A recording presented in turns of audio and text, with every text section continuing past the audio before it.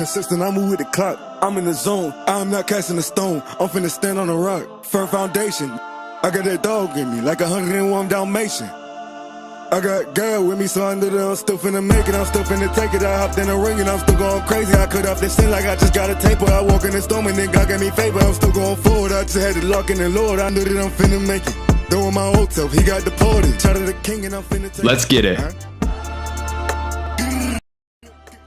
What's going on, everybody? I'm your host, SchuZ Shoemaker, and I just posted a few moments ago. Today's going to be a special episode. I've got somebody that's been on the show a few times in Oso. He's going to be joining me in just a few minutes, but I just want to let you guys get intro into this show before I go and add him in to this. So obviously, the verse of the day will be going across the bottom of the screen. That is Proverbs chapter 21, verse 7, which resist the violence of the wicked will drag them away, for they refuse to do what is right. That will be discussed on the Eternal Echo segment of the show. And also be going down to the bottom of the ticker throughout the entire duration of this show. But I just hope you guys are all having an incredible Friday so far. I appreciate each and every single one of you guys for joining me. And it's going to be a great show today. So as I alluded to, though, we have 3 segments I'm going to get into, as always: Eternal Echoes, Combat Currents, and Hardwood Realities. But those will all be coming following the interview with Oso, which will be coming up in just a few short moments. So I'm going to go on a little break right now. I'm going to get Oso added up on into the show, and we'll get right into the interview after this break. So I'll see you guys in a few moments. God bless. See you guys soon.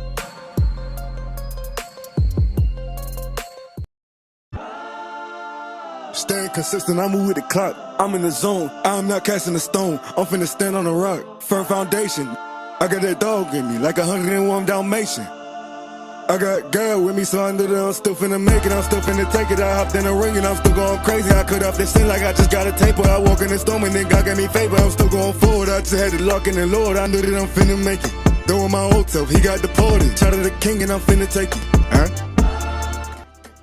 Welcome back, everyone, to the SchuZ Show. As I said right before the break, I have a very special guest that's going to be joining me. This isn't going to be his first time on the show either. It's his 4th time appearing on one of the different interviews with myself, and it's now Also, the very first guest that I had on when I started interviewing, he's the 15th overall guest, but he's in the very first portion when I first got started and was not the best overall interviews. But he's now a guy that's been drafted by the Phoenix Suns, the 40th pick in this year's draft. That's Oso Ighodaro. Oso, appreciate taking time to come on today, man. Thank you for having me. Absolutely. Well, I got to get right into it, man, because it's been a couple years since we last talked, and I know it always was a dream for yourself to be playing in the NBA. You're now drafted. Has it settled in yet that you're officially a part of the Phoenix Suns and a member of the NBA now? Yeah, it's definitely settled in. Just working out with the team and settling in. It's been great getting to know all the new staff and players. So it's been a dream come true. So what's overall just the feeling? I mean, has life changed at all? Is it pretty much the same old in terms of just your basketball player getting right after it? Or how is just the mentality switch now that you officially lived out the dream of being an NBA player now? Yeah, honestly, nothing much has changed other than the fact that Mm-hmm. I'm living on my own now. I'm a really routine person, so Yeah. I've gotten into a nice routine with the strength staff, and the treatment and on court. So I really love my routine right now, and it's been great. All right, so the biggest difference you say between college so far, just overall workouts, the way of lifestyle, and now being a part of NBA back in Phoenix, Arizona, what would you say those differences and similarities would be so far? I would say the emphasis on like taking care of your body. I would say that's probably the biggest change that I've experienced in come in at Marquette, where we have one athletic trainer and now we have nine. And Mm. every piece of advice from vets and everyone I talk to is you got to keep your body healthy and ready to go for the 82 game season. So that's definitely something that I've taken a step forward in since I've been drafted. Absolutely, man. Well, I want to get into a lot about the Phoenix Suns and overall your career so far and everything, but I want to go back a little bit before we get into that because obviously you've had a career that's got you to this point. I want people to kind of get to know you a little bit better as well. So I want to backtrack a little bit and let's go for a little bit in high school because you're back home now and you started out in Arizona, grew up out here. And the last thing, and really the main thing I want to touch up on is that you already have been a successful player in the state of Arizona. You already won a state championship. So just kind of take us through that a little bit. Just being able to grow up in the state of Arizona and become a player that's already had a legacy before you even talk about a college or NBA standpoint. What has it just been like growing up out here in Arizona? Yeah, it's been a dream. I was able to like you said, finish my high school career off with a state championship right before COVID, and Mm-hmm. that was like the best possible ending of my high school career. So, I think it's been definitely great to represent Arizona on the stage, and I think there's just so many good basketball players coming out in this that are going to continue to come out of Arizona. So, it's definitely a blessing to represent the state. So when we first got to know each other a little bit, you were just starting to rise up the rankings, and you weren't obviously at the whole height you're at now. You're still in kind of that growth spurt time span. Would you have ever imagined if that was back, sophomore, junior season of high school, that you were going to be playing in the NBA one day, let alone even playing for the Phoenix Suns? I mean, my dream since I started playing basketball was to play in the NBA. I didn't know when or how that was going to happen, but I knew with how I worked and I knew I had a good head on my shoulders. So I figured that God would just kind of take care of it. Mm, So I don't know. I've been just taking things one year, one day at a time, sure. and like it's just progressed to this point. So I'm definitely blessed to be here and extremely thankful. So at what point of your career would you say it started to settle in where it wasn't just a dream anymore? It was more so something that you said, okay, this is a legitimate goal. This is something that I legitimately see myself as an option that I could legitimately pursue and become an NBA player one day. I think going into my junior year of college, I took a really big jump between my sophomore and junior year in the summer.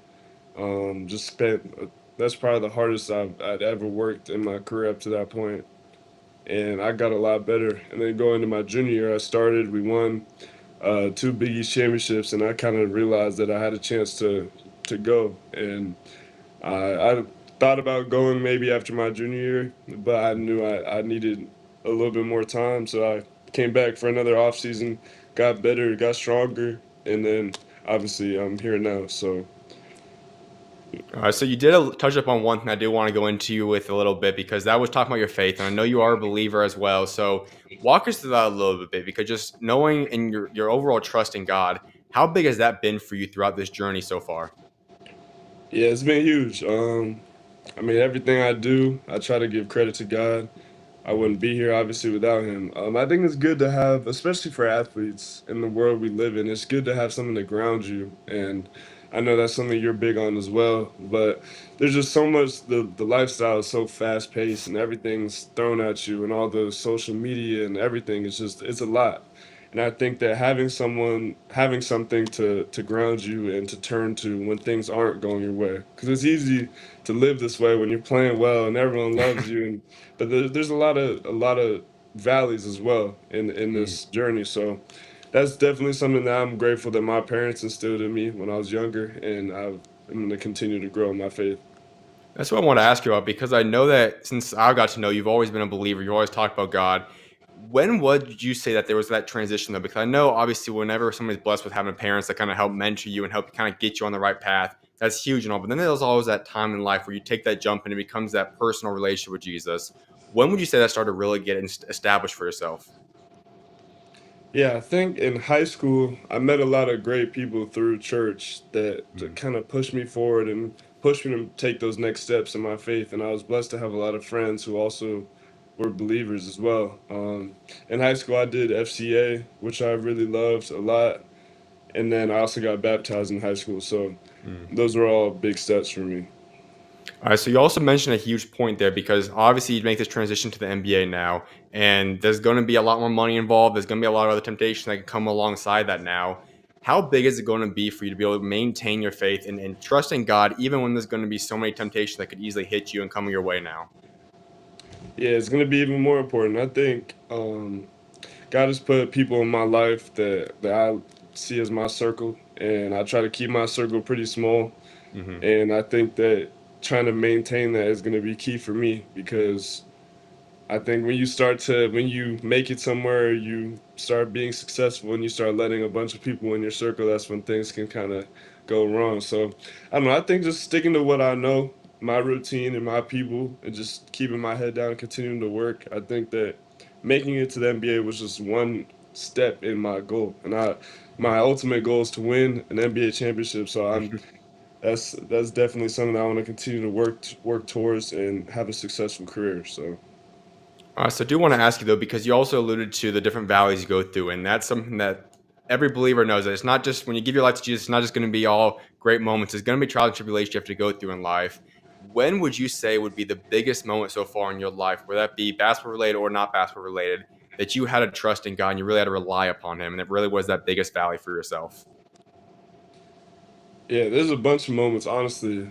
Um, I think after my freshman year, when the coaching staff shifted, I was thinking about transferring, and I didn't know how my career was going to go from there. And I was blessed enough that Shaka came to Marquette, and that was just the Hmm. ultimate blessing from God. I don't think that could have worked out any other way, like better than that. So I think just like in times of like that, turning towards God is huge, and then also remembering that it's not just when you need something to turn towards Him. You Hmm. know, that's something that I've definitely had to grow with in my faith because obviously when you're struggling or you need something, it's the easy thing to do is to pray.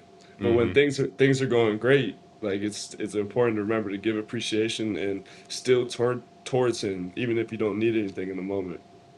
Absolutely, man. Well, you kind of brought me right to the next point I really want to get into with you, and that was your recruiting process. Because when you're going through that process, you really came down to just a couple of schools. Obviously, Texas was one of them with Coach Dr. Smart, and we know you end up going as Wojo and Marquette. So walk us through that originally, though, because you decided that Coach was Shaka Smart was obviously a coach you did like. He made your top group, but then you chose to go with a different coach at that point in time. What was it about Marquette and Coach Wojo at that point in time that you said, you know what, this is where I feel like I'm supposed to go? Yeah, I really liked both coaching staffs. I just didn't love Texas as a school, honestly. Okay. It's kind of more of a football school. There's a lot going on, and I just love the people at Marquette. It felt like home on my visit, and Okay. I'm obviously close with Marcus Howard and his family, so that was definitely just an added benefit to that decision. But just the people at Marquette and my visit was what sold me. All right, so that makes a lot of sense because I'll be honest, when we were talking about your recruiting process back then, I know we had a couple interviews. I always thought that overall, the Coach Soccer Smart coaching you would have been incredible because you looked at your play style, your potential at that point in high school, And then you look at the guys that he's coached before and got to the NBA. You look at guys like Kai Jones, Jericho Sims. You look at Jared Allen, Miles Turner, those type of guys, and it's like you're very, very similar. You have a lot of attributes. You have that big man kind of position where you're athletic, lengthy. When it all came to fruition, though, and you ended up getting the opportunity to then have Coach Shaka Smart end up at Marquette of all schools, what was your original reaction? Yeah, I was extremely happy that I was familiar with the person that Marquette chose to hire, and then it kind of got real pretty quick. He got to campus, and I had individual workouts, and that was like the hardest week of my basketball career. The workouts that they put me through, but I'm super grateful for that because it definitely boosted my progression as a player and a person as soon as he got there. What would you say is the biggest difference then between what was expected and what you kind of experienced for a little bit with Coach Wojo and then Shaka Smart, just culture-wise, everything along those lines? What would you say would be the biggest differences you noticed? I think the emphasis on culture was definitely huge. That was a big shift, and then just the relationships. I think that Shaka preaches relationships all the time. That's his number one thing, and Mhm. building those strong relationships between the coaching staff and the players was super important, and that's definitely a big difference. So I want you to expand on that part because I've had on all the guys from that core group pretty much have been on here from Omax to Cam, Tyler, and everybody immediately talks about those relationship aspects of Coach Shaka Smart. So I want to hear your perspective on that. He is obviously I mean people can only see him so much from what he does as a coach, some interviews here and there, but we're not able to go see him in the locker room when you guys go out to eat, whatever the case may be. What is Coach Shaka like when you just talk about the personal relationship aspect with him? Yeah, I would say any interview or any speech or anything you see of him online or whatever, that's who he is. Like everything you see on the internet is exactly how he is in real life, and there's no faking it. He's the same person every day, and Mm. he really cares about his players. And I think that, I mean, in this age of NIL and recruiting and all that, it's very rare to have that. And I think that's why Marquez is going to continue to be successful for years to come. All right, so you gotta also talk us to that aspect because NIL was something that you just got thrown right into because when you got there in 2020, it was not an easy role because you had COVID whole situation going on. Then you bring in NIL, you have the portal stuff open up. It was kind of a hectic time span for you guys. And so from specifically the NIL standpoint, from first of all, that obviously had to be a transition, a good transition I have to imagine for the most part, but how was it just being able to embrace and be a part of this whole new transition in the college landscape? Yeah, it was definitely different. I didn't do a ton of NIL outside of what Marquette provided. Okay. I kind of like to keep my life pretty simple, just basketball and school at that point. But Mhm. I think we did a good job with our collective of providing opportunities for the players while not getting carried away. I see some of the numbers these days, and it's like, I mean, it's great. It's great for the players, and the players obviously deserve it. But I think with that amount of money can come entitlement and just like ulterior motives to what the main goal should be winning. So I Mm. think we did a good job of keeping the main thing, and that's going to be key for teams if they want to win. No, that's a huge thing because obviously you guys want to get paid. Not all guys are going to have the opportunity to go play in the NBA or whatnot. But still, you had the opportunity where you could have said, hey, I can make a lot of money. Even possibly you could have went into the transfer portal or something along those lines and maybe got more money somewhere else. What was it about you that said, you know what? I know that this is just college maximum for me. It could have been 5 years or whatever the case might have been. But I've got my eyes set on playing in the NBA one day and be able to make a lot more money long term playing professionally. How did you just keep those balances set straight for yourself and make sure you actually pursued the main goal? Yeah, I think as a college athlete, you have to decide what you want. And Mhm. for someone who may realize early on they have no chance of playing in the NBA, then go for it. Go chase, get as much money as you can in those 4 years. I get that. Yeah. But for me and a lot of guys out there who do have a chance to play in the NBA, where you go to college is extremely important. And Mm. I wouldn't be the same player if I went to certain other schools. And I think that you have to prioritize that and the chance of winning, the chance of playing, the play style, all that over whatever school's offering the most money because it may not be a good fit. So Marquette was the perfect fit for me. So there's no doubt in my mind whether to stay or to leave. I have to imagine that was a huge part because you look at this Marquette group and the core group that you guys are kind of grew together with because you got there with Dawson, Justin, guys like that. But then you obviously kind of solidify this core group of Omax, Tyler Kolek, Stevie, Joplin, and then obviously Cam as well. And in the transfer portal era, none of you guys left. You guys all remained there pretty much the entire time. Obviously, Dawson's the lone guy that transferred out. You guys all stay together when I'm sure people were probably calling you guys, trying to get you guys into the portal and whatnot. What was it about you guys that said, you know what, we're bought into this team. We're going to stay together until the only way we're going to leave each other is if we can go play in the NBA. What just kept you guys all locked in together?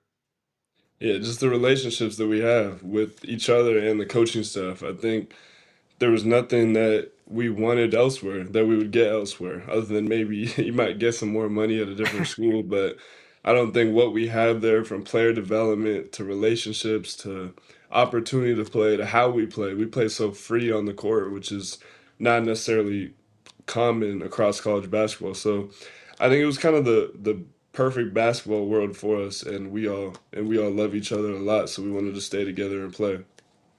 It has to be cool seeing all you guys have as much success as you guys have had. Tyler got drafted this year. Omax have now been in the NBA for one entire year. Would not be shocked to see Cam also make the NBA jump next year, and who knows who else on that group. Justin obviously made it as well. Seeing that you guys not only experienced a lot of success at the college level, but so many of you guys are now living out your overall dreams of playing in the NBA. How special is that?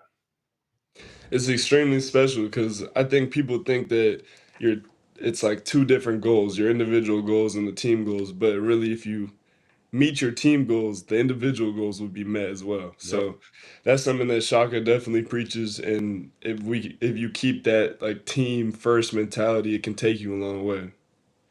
All right, so I do have to ask you though, because I alluded to the transfer portal era has had a lot of stuff going on. People trying to get guys to enter the portal.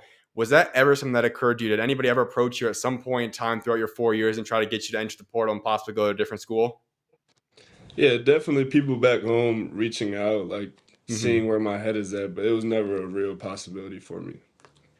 So what was it then? Like if when those transitions or people tried talking you into it or whatnot, how quickly was it pretty much a no by for yourself? Yeah, it was never a question. It was either go to the NBA or stay at Marquette. Like there was never a thought in my head of transferring unless they fired Shocker or something like that. Sure. All right, so I got a couple more things about Marquette before we transition now. And one of those things is that now with you and Tyler moving on, now it's a whole new era essentially of Marquette. Cameron's remaining there, Steve, a couple other guys. But you know a lot of those guys in the locker room because there's a lot of guys that were in the rotation last year that's now going to have elevated roles. So for the Marquette fans out there, who should they be having an eye on? What can they kind of expect for this year's team, do you think? Yeah, all those guys are gonna have expanded roles. All the guys that they saw play last year, Stevie, Cam, Jop, are obviously gonna have even bigger roles, and they're gonna be extremely successful. But then there's gonna be Ben Gold, who backed me up last year, but I think he's gonna dominate this season. I'm super excited for him, and his development has just been super impressive. So I'm excited for him. Zay Lowry, who was a freshman last year, Trey Norman. You can go down the list. All those guys have improved, and we have such a focus on player development there that I can't wait to watch them play. Absolutely. Well, we talked about NIL for a little bit now, and now that you are in the NBA, you do get that new paycheck and everything handing it to yourself. But has NIL, just being able to experience some form of the business aspect for yourself, has that made the transition any easier for you as you've now got to the NBA level? A little bit. I mean, I'm pretty cheap as it is. Sure. I don't really like spending my money. So Okay. like most of my NIL money I invested, and my sister helped me with that because that's hmm her degree. But yeah, I didn't really buy anything in college. I haven't really bought anything yet. So yeah, so I was exposed to it, but it hasn't really changed much. All right, that's what's up. So I want to go through this draft process then, because this time was the one you officially put your name in there and you stayed in there now for the entirety of it, obviously leading to you getting drafted. But when was it during this draft process you knew that, okay, I'm going to stay in this draft. This is the year I'm going to go pro. I know this is the year that guys intended for me to go pro. Yeah, well, my junior year, when I was thinking about going, Shaka told me that before you go, you want to be the most physically, mentally, spiritually, emotionally ready as you can before you go. And I hmm knew I wasn't there last year, but that my whole senior year, I knew I was leaving after that year. And Okay. so I think having that clarity really helped me going through the draft process. It was no question of am I testing the waters, or I think that's kind of dangerous for guys because you go in there like not fully invested into it, and Mm. you can potentially give yourself a bad evaluation in front of the NBA teams because you don't really care as much as you should. But Mm. I don't know, my entire draft process, I knew I was staying in. Gotcha. All right, so you go through this process, and we know what the end result is. Phoenix Suns draft you. When did that become something that you were aware of? Was that not until draft night? Did you have a good kind of idea that they were going to be targeting you, or when did you get the idea that you could possibly be coming back home? Well, they were the only team that had me for a second workout. They brought me back in, um, so I thought I could potentially get drafted in the first round to them. So the Okay. first night the draft went, and I didn't get picked. So this year was the first year of the 2-day draft. So in between days, there was all the teams were calling agents and talking to the agents and kind of because not every second round team gives out guaranteed contracts. So that was me and my agents like number one priority of the teams that were offering that, and so we knew that they were one of them. So I knew it was a possibility, but I didn't know for sure. And then the Okay. Trailblazers drafted me, and so I was confused at first because I didn't know that was even a possibility. And then I heard that it was a trade, and yeah, so I was happy. So have to ask about that because for so many years now, people that follow the NBA draft have always been concerned and wondering why they don't change the thing where obviously you just get drafted and you actually put on the hat of the real team and everything along those lines. When did you finally get the clarity though? Because you, like you said, you thought you were going to go to Portland, and later on you eventually found out it's going to be Phoenix. So how long did that process take for you until you found out that you're not actually going to be a Trailblazer? Yeah, they were interviewing me after they had called my name, and I put on the Mhm. Trailblazers hat and everything. And I heard on the TV that this is a part of a trade to the Phoenix Suns. So probably a couple minutes, and then I didn't get to take like the pictures with my new hat on because the trade had to be finalized, and it took a long time. But yeah, so it was a couple minutes of confusion for sure. So you didn't find out except for the TV audio is basically all that you found out from? Yeah, that was it. I also have to ask you though, because when you were going from day one to day two, and you, like you said, you had a chance of possibly going day one, what were those next, what was it, about 15, 20-ish hours? What was kind of going through your mind, and what would just that 10 or 15 hours kind of time span like for yourself? Yeah, it was definitely a lot of ups and downs. Even Mm-hmm. though I knew what my draft range was, obviously you think like I'm gonna hear my name called that first night. Sure. And I had gone into the day like expecting that I wasn't gonna hear my name, but then when I got to the draft, I'm like, I'm gonna hear my name called. I'm gonna have my Sure. so I kind of got my hopes up. So it was kind of a letdown after the first night, and then I kind of accepted that and moved on. That next morning, I worked out in the Players Association gym with one of my assistant coaches, Coach Barry. Mm-hmm. And then went to the second day of the draft in their green room, and yeah, obviously that's where it was. All right. So when you did find out that you're going to be coming back home playing for the Phoenix Suns, what went through your mind? I got really excited. I just wanted to go home 'cause I hadn't been home, and other than my workouts with the Suns, it's been a minute since I was been back in Arizona. So I was Mm-hmm. excited. I got to eat Rubio's. It's my favorite spot, favorite spot out here. And have my family here has just been a blessing. All right, so now that you do get settled again, you get to be back in Phoenix. How excited are you just to be able to reconnect with a lot of people that you grew up with out here and have so much support because you know that you're going to have, I know because Gino's still out here, you have all the different guys you grew up in from Powerhouse guys and all those people, just having that extra support beyond just the overall Phoenix Suns fan base, but you get to have those true, close, and personal relationships get to support you now. How special is that going to be? Yeah, it's really good. I definitely even in high school I had a small circle, and Mm-hmm. I still talk to those same high school teammates, Marcus, Drew, all those Yeah, guys. I still talk to them every day. Um, so I wouldn't say I have a whole lot of people out here, but sure. my circle out here that I care about and talk to, I'm very appreciative that I can be around them.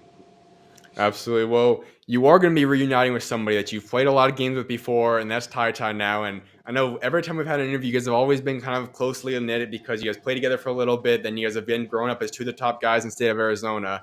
Now to see you guys both wearing the same jersey in the NBA, playing for the hometown team, what is that like? Yeah, it's great. It's like it's really a full circle moment coming Yeah. from the power days and when he's the best player on the team and I'm the worst, like way back then. So It's been great to get to reconnected with him, and we've been playing well. So, yeah, it's really good just to have a familiar face in the locker room for sure.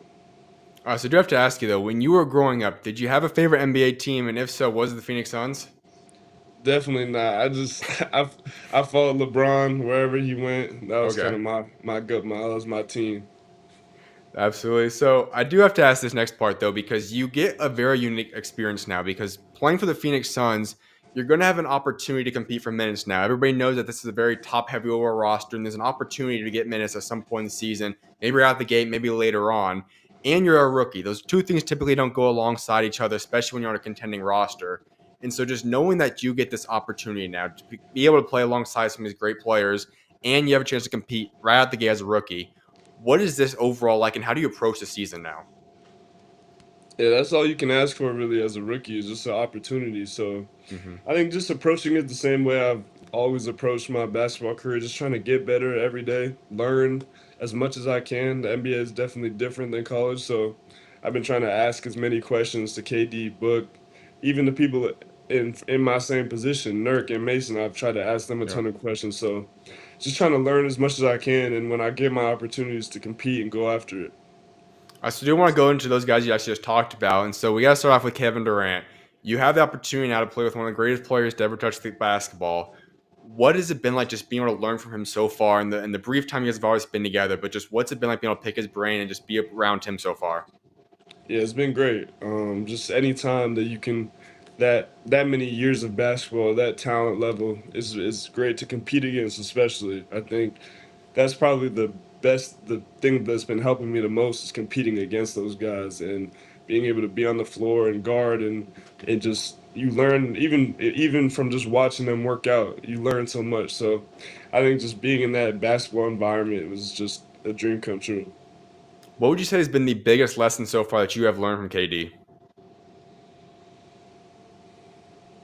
I think just the way he takes care of himself and approaches every day. I think that there's kind of a misconception of like you have to be in the gym for 4 or 5 hours doing this, that, and the third. But if you watch him work out, he's the same way every day. Full speed, game speed, every rep is intentional, shoots the ball the same way every time. And seeing that is kind of just a cookie cutter for me. Like that's how I'm supposed to approach things. So that's without even words, that's the biggest thing I've learned.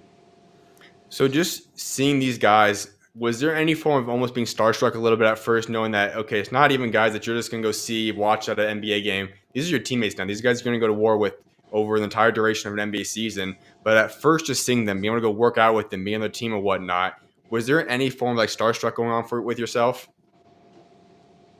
Maybe a little bit, but we got straight to pickup when they got Hmm. here, so that kind of gets thrown out the window once you cross those lines and you're matched Sure. up with those guys. That's out the window, and I'm trying to go at them, and I'm trying to win and compete and prove myself. So, I Hmm. mean, definitely just having those names in the locker room is crazy for sure. But once we get on the court, that all goes out the window. All right. So then I also want to ask you about Book and Beal because those two guys are also all-star guys, guys that have had incredible, exceptional NBA careers as well so far. What's the biggest lesson you've learned from both of those two guys? I think both of those guys, their knowledge of the game is so far above their talent level, and I think everyone thinks Mhm. that they're so successful because of just how talented they are and what they can do on the floor. But every time I talk to them, I feel like I learn like a basketball specific thing, like how Brad comes off of a pin down or how he Mhm. views angles and plays low. So it's just like little basketball things that they can make a one little statement that I can learn a lot from. And I think that those two and KD, all their basketball IQ is so high, and just to be around guys like that is so helpful. And then you also talked about the two guys at your own position group as well, in Nurk and Plumlee, who both of those guys have been in the league for a very long time now, have learned how to play their role at a very high level and be able to make a lot of money, a lot of success. What would you say you've learned from those two guys, specifically not just as a basketball player, but also specifically for your own position and how to accept a role and grow in that role? Yeah, from Mason, I think even in college, Shaka had me watching his film just because of Okay. how underrated he is as a playmaker, and Mhm. he does a little bit of everything on the floor, and teams really value that. So I've been watching his film for years and what he does, and then Nurk, he's very his basketball IQ is extremely high as well, and the way he passes the ball is very underrated. I think that competing against him and his balance of skill, size, and he just has a little bit of everything, and seeing how he uses all that and knows when to use his strength, knows when to use his skill is something that I've been learning a lot from. All of these guys have, like I said, have had a lot of overall experience so far in their careers now. And you know that you're going to be going in there and you're going to be able to experience an opportunity, like I said, to be able to play minutes right away. How are you approaching that overall now for yourself? Like, what are you working on? What do you plan to be able to bring to this team this year? Yeah, I'm just trying to be a connector for this team. We have so much talent on the floor at all times, so anytime you can make their lives easier is what you got to do. But honestly, I'm just going into it with an open mind, Mhm. trying to listen to Coach Bud, listen to those older guys, and whatever they need from me, I'm gonna do. I know we have championship aspirations this year, so whatever they want from me, I'm gonna try to contribute to winning as much as I can. So we break down your game a little bit now, as you kind of talked about. You're overall going to be going there to play whatever role that is, and you have the ability, as we've seen, to be a guy that can impact the game in a lot of ways outside of just scoring. You are obviously capable of doing that as well, but overall, you're a guy that has a lot of traits similar to those of like a Draymond or Bam or even Jaren Jackson, who you worked out with a little bit ago too. In terms of you can almost kind of run the offense in a certain degree of being able to play make around yourself. Walk us through this overall what you plan on bringing to the team specifically in terms of your game and how you can kind of fit into this roster. Yeah, I think how I can impact this roster, just especially my skills out of the short roll and my passing and my floater. Brad, Book, and KD are all guys that draw a lot of attention, especially coming off of ball screens. And when defenses come between putting two on them or putting two on me, it's not really there's not really a question right now. So anytime I can get that ball in the short roll and make the next right play is something that the team's gonna want from me. All right, so you guys also have a brand new coach now, Coach Bud, that's coming in. What's your guys' relationship like so far? What's your guys' conversations been like, and what's it been like being able to get to know him so far? Yeah, it's been great. He took me and Ryan out for dinner in summer league, and just um, that initial moment was is definitely something that I valued. And coming from Marquette, where Shaka pours into that relationship, has been great to have an NBA coach who I haven't been on any other team, obviously, but I don't know if Mhm. that's the same everywhere. So he's definitely been pouring into that relationship so far, and it's been great. Now, Coach Bud isn't just any coach. He's an NBA champion already. He's the guy that's accomplished extremely a lot of great things so far in his NBA career. Being able to be coached by a guy with that much knowledge, once again, a guy that's been so experienced, has won a championship, how has it just been able to pick his brain now as a coach and just learn from him? Yeah, it's been great. Our entire coaching staff they built with a ton of experience, a lot of guys that have coached a lot of elite guys. So everything that they're telling me, I'm just trying to take in, write it down, and apply it. So I'm just really just being a sponge as much as I Mhm. can learn from. There's so much basketball knowledge in that facility. So every day that I go in there, I try to learn. All right, so it's only been a few months though, but what would you say has been your favorite memory that you've had so far as a Phoenix Sun? Uh, I think honestly, just pickup. Pickup has Yeah. been really fun for me. Just getting to compete with this level of talent is just a dream come true for any hooper. So I think just being on the floor with everyone and going at each other has been my favorite memory. So I got to ask you, I know a lot of time people always say, have you had your rookie moment yet? And that might be sometimes done in the regular season when you go against other teams. But would you say you've had a rookie moment so far, or you're welcome to the NBA moment so far in those pickup games? Uh, I don't know about welcome to the league yet because I haven't stepped foot on the floor. Sure. But I mean,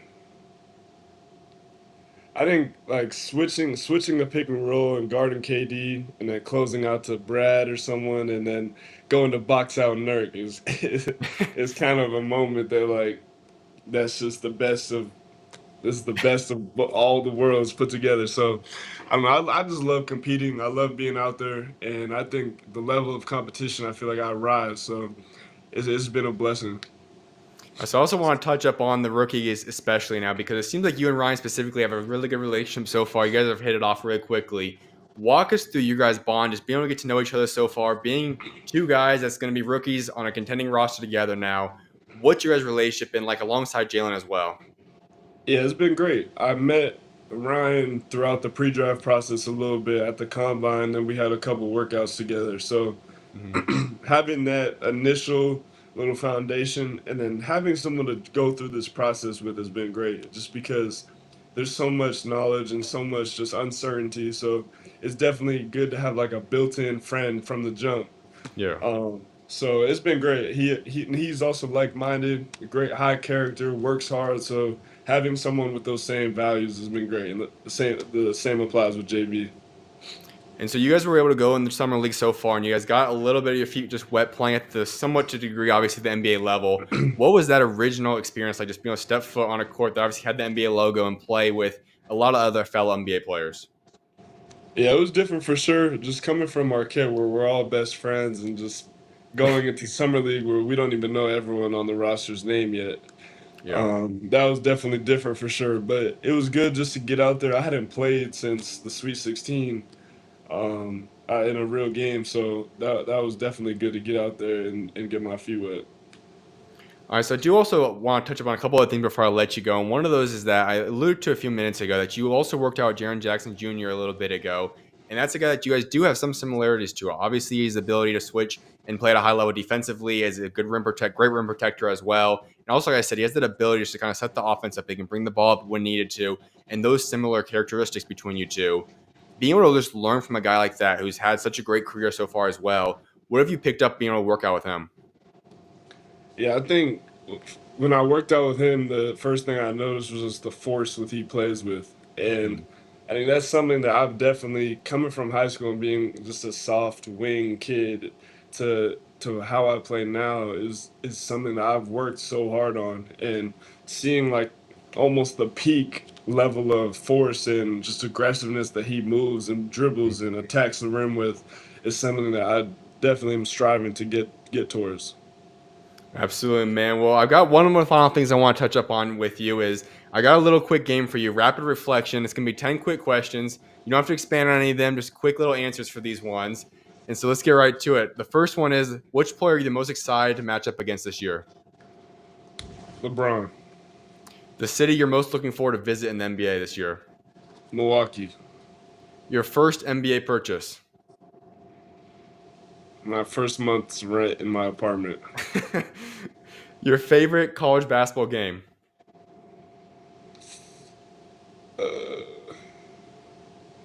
Against UConn in the Big East tournament. Your least favorite college basketball game? Against UConn in the Big East tournament the following year. If you couldn't play basketball, what job would you be pursuing right now? Probably coaching or training. Which player would you say you model your game after the most? Bam. The team you're most excited to play this year? New York Knicks. One word to describe yourself would be? Thoughtful. And the last one, who's winning the NBA championship this year? The Suns. Absolutely, man. Well, my final thing I always like wrapping up each interview with is asking about your legacy, because I know ultimately you want to be remembered for something when it's all said and done. So when that day does come and you decide to move on, whether that be from Phoenix Suns, if you stay here your entire NBA career, or your overall just career when you step away from basketball, what is it that you want to be remembered for? Yeah, I definitely want to make a mark. We just learned so much at the Players Association meetings about like foundations and giving back, and I think definitely when I get settled in the NBA, that's something I want to give back in Arizona, and just the whether that's basketball or just people who are less fortunate, I want to give back, and hopefully whatever foundation or how I decide to do that is how I'm remembered. Absolutely, man. Well, I appreciate you taking time to come on once again, man. And I cannot wait to see what God's got in store for you, not only this upcoming season, but throughout your entire career, man. Yes, sir. Thank you. Of course, you're always welcome on, man. God bless. Appreciate each and every single one of you guys for tuning in for that interview. I'll have that interview uploaded by tomorrow officially, so you guys can all rewatch. You guys also can go back and rewatch this live so you guys can catch the interview with Osa there as well. I'm going to go on a little break now, and then we'll get back into the rest of the show where I'll top into those 3 other segments that I alluded to in the intro. Appreciate you guys all for tuning in once again. I'll see you guys in a few minutes. God bless.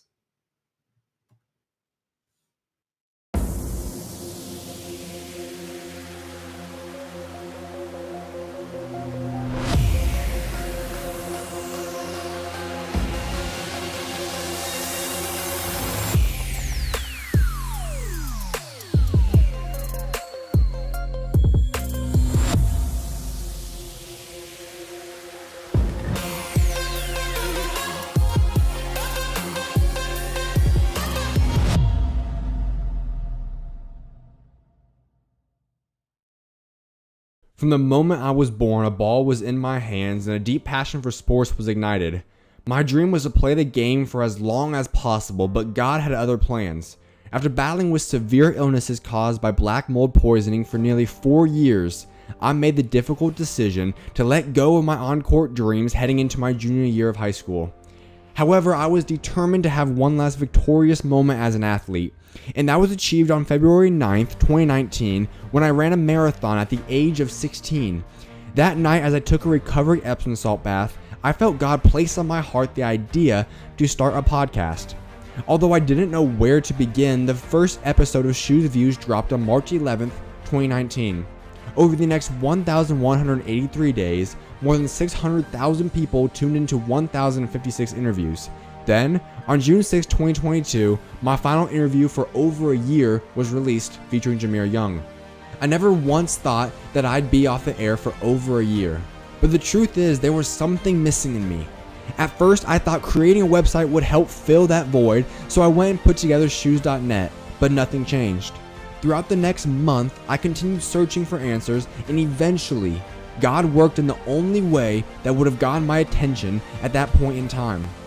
Through something work-related. By the end of July 2022, my parents blessed me with the opportunity to build a studio. However, before breaking ground, the real change began. On August 3rd, 2022, my life changed forever. Once again, I happened to be taking a bath late into the night, and suddenly, an indescribable feeling came upon me. It was a profound urge to open up my Bible and read. I turned to 2 Corinthians chapter 4, and since that night, not a single day has passed without me spending time in the Word. You see, what was missing all along was Jesus. On August 6th, my dad and I began to lay the foundation for the next chapter of my career. Simultaneously, the foundation of who I was created to be was also being laid. Over the years, I had lost sight of my Lord and Savior Jesus Christ. I knew of God, but I didn't know Him, and I certainly was not following or living like Him. But day by day, the new me began to take shape. My former self's sole priority faded away, and I began to live out the acronym I often talked about, FJTFOE. It stands for First Jesus, then Family Over Everything. God became my everything, and He transformed me entirely. He helped me rediscover my love for family, running, lifting, playing basketball, giving back, the church, and most importantly, Him. This journey began with a craving to nourish my old identity, but God's hand was always in control, rapidly shaping my new identity. As God transformed me, He also grew my relationship with every member of my family. Together they stood by me and contributed to the person I am today. Through it all, Ephesians chapter 3 verse 20 manifested its truth in my life. The blessings I received far exceeded anything I could have imagined. The truth is that God's hand has always been there, but now I'm committed to following His path. Although I may look different, and my heart has undergone a profound change, I am truly blessed to announce the beginning of a new chapter. Starting July 24th, I will be launching my new show, the SchuZ Show, which will air on my YouTube channel every Monday, Wednesday, and Thursday from 5 to 7 p.m. Eastern Time. I can't wait for you guys to join me in this next chapter. I'll see you guys soon, and may God bless you all.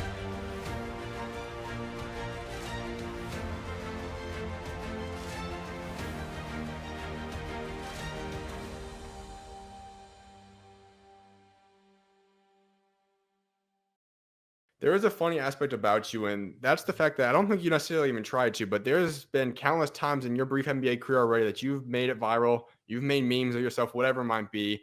One of which was in the midst of that 40-point streak. You obviously broke LeBron's record, and you made your comment saying about, well, I'm not really a LeBron guy, I'm a Kobe guy. And I don't think you even intended that to go viral. Now you have that. Nah, not at all. There's your Steve Nash moment during the summer league. We know that aspect. I think that was after the second year. You had a fine, obviously, at one point. You have your branding that you've now done. When you look at all these, like, do you ever intend to expect something to go viral or be funny, or does you just end up happening, and then by the time you get back on your phone, you're like, oh, this already just went down, dang. Bro, that's crazy. No, not at all. No, because even with my brand, like when a random person asks me, because random people always see like, oh, he's so serious, and I'm just like, bro, and then I say it all the time. Like I say it no matter what, and I said it at one time and it blew up. And I was just like, I mean, I said it. I've been saying it every time. Like somebody asked me that, so then that blew up. And then the Kobe thing, I was just being honest. I mean, it's no disrespect to LeBron. Obviously, I love looking at LeBron playing stuff like that. You know, he's done a lot for the game and stuff. But it's just me being a fan of basketball, me growing up with Kobe. Just, you know, my love for Kobe is like unmatched. So, you know, really that part. So really everything I say, I'm just like, I mean, I'm not really intending to go viral. I'm just speaking what's on my mind at that point. So, you know, if it goes viral, it goes viral. Which one of the things that's happened so far, maybe even one that I've not listed yet, was the most surprising to you? Like by the time you got on your phone, maybe even someone else came and told you about it, where you're like, dang, that really went viral? The branding. My brand, honestly. I was never expecting that to go viral. Because I always said it. I always said the same thing. No matter what somebody asked me that, I always said it. And that went viral before. And then that one particular day, I woke up and then the very next day or a few hours later, I don't really remember. Because we was playing Philly when I said it. He was playing Philly, and then when I said it, it took off, and I was like, oh man, I was not expecting that at all.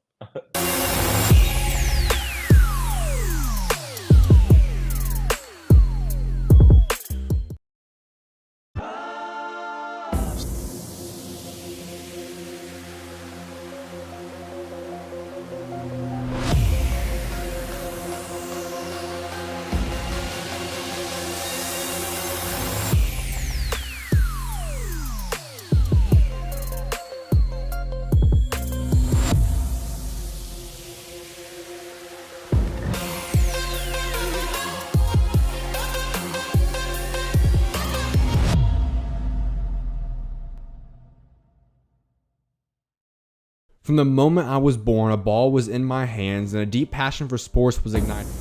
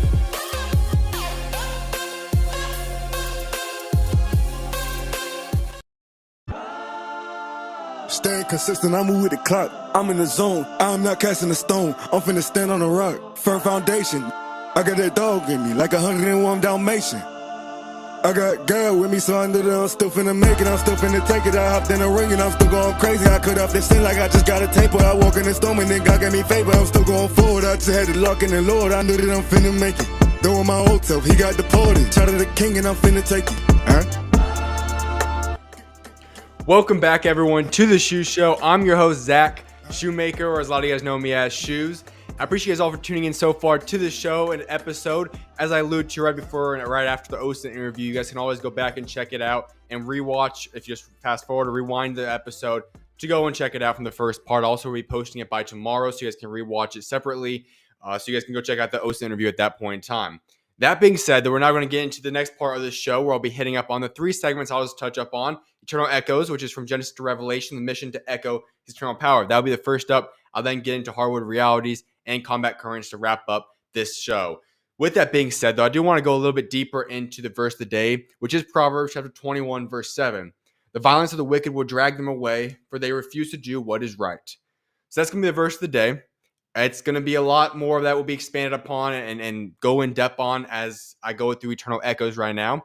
But I just wanted you guys to be able to know that verse. And as I go through this message, you guys can go check it out on the bottom of your screen as I'll be going alongside the ticker. That being said, let's head right into the Eternal Echoes segment for today, which from Genesis to Revelation, the mission to echo his eternal power. Let's get right to it now. So as I've talked about many times before, I do this certain thing during this point in time where I'm going to go through Proverbs and I'll read 3 verses a night. And I'll be taking something away from those. Maybe it'll be 1 or 2 verses, but typically it's 1. And I'll just try to really apply that into my life. Well, just a couple of days ago, Proverbs 21 verse 7 was the one that came to mind that I was reading about. And it reads this: the violence of the wicked will drag them away, for they refuse to do what is right. And what I've learned throughout reading Proverbs, that typically when violence is listed and discussed there, the proper translation would typically and should be is sin. So there are certain instances where violence is still actual, we regard violence as, but in this direct specification, it is sin. And so to reread that, essentially it's the sin of the wicked will drag them away, for they refuse to do what is right. And I always like to go through and read the scripture first, pray about it, and then I'll go through a commentary that's put together by David Guzik. And I didn't catch it right away. You know, I was reading through this and it made sense, but I didn't quite get the whole gist of what was trying to be spoken about here. And when I went through my commentary study by David Guzik, he points something out to me. So I'm going to read the exact portion of what he discussed when he discussed this verse. And he says this: because they refuse to do justice, so it's the second part we're looking at here, it isn't only what the wicked do, it is also what they do not do. What they do is violence. What they refuse to do is justice. God cares about both what they do and don't do, and will pass judgment on both.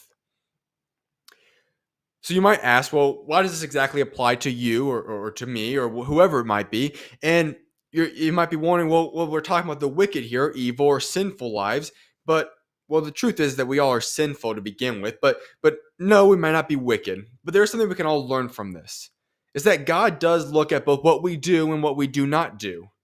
And I'm going to elaborate on that throughout today's segment. Because as I was going through this really stood out to me. This idea that made me ponder on this for quite some time. And as I was going through it, it made me decide this was going to be the emphasis of the day. To make sure that I legitimately am observing everything that I do and things that I don't do, but that are going through my mind. The reason for this is that it was placed so heavily on my heart. And as I was going throughout the duration of the day, I felt this was also what's supposed to be the message I was supposed to teach about today on today's show. And you might ask, why is that the case? Well, it reminded me of a little bit of a story. So I've discussed multiple times before, August 3rd, 2022, my life changed forever. And at that point in time, you would consider me spiritually immature, as anybody would be in the beginning portions of their walk with Jesus. As I'm going through it, though, I'm giving my life to Jesus. I'm learning a lot. I'm trying to grow in my faith, my walk with him. But you start to figure some things out. That there's going to be some times in this walk with God that's going to maybe push you a little bit. That's going to get you in a frame of mind that you start almost questioning God, which isn't the wisest thing to do, but you start questioning whether or not it's something that you actually think is right. Now, let's get real with it. You are probably very well aware that it's right, but you might be nervous, you might be fearful, you might be concerned, you might not feel like it, etc., etc. And so I'm going through this walk with him, and I'm following him, I'm getting to know him better, and all these different things are happening. But I'll be honest, there was something that was constantly on my heart that I didn't want to fully address yet.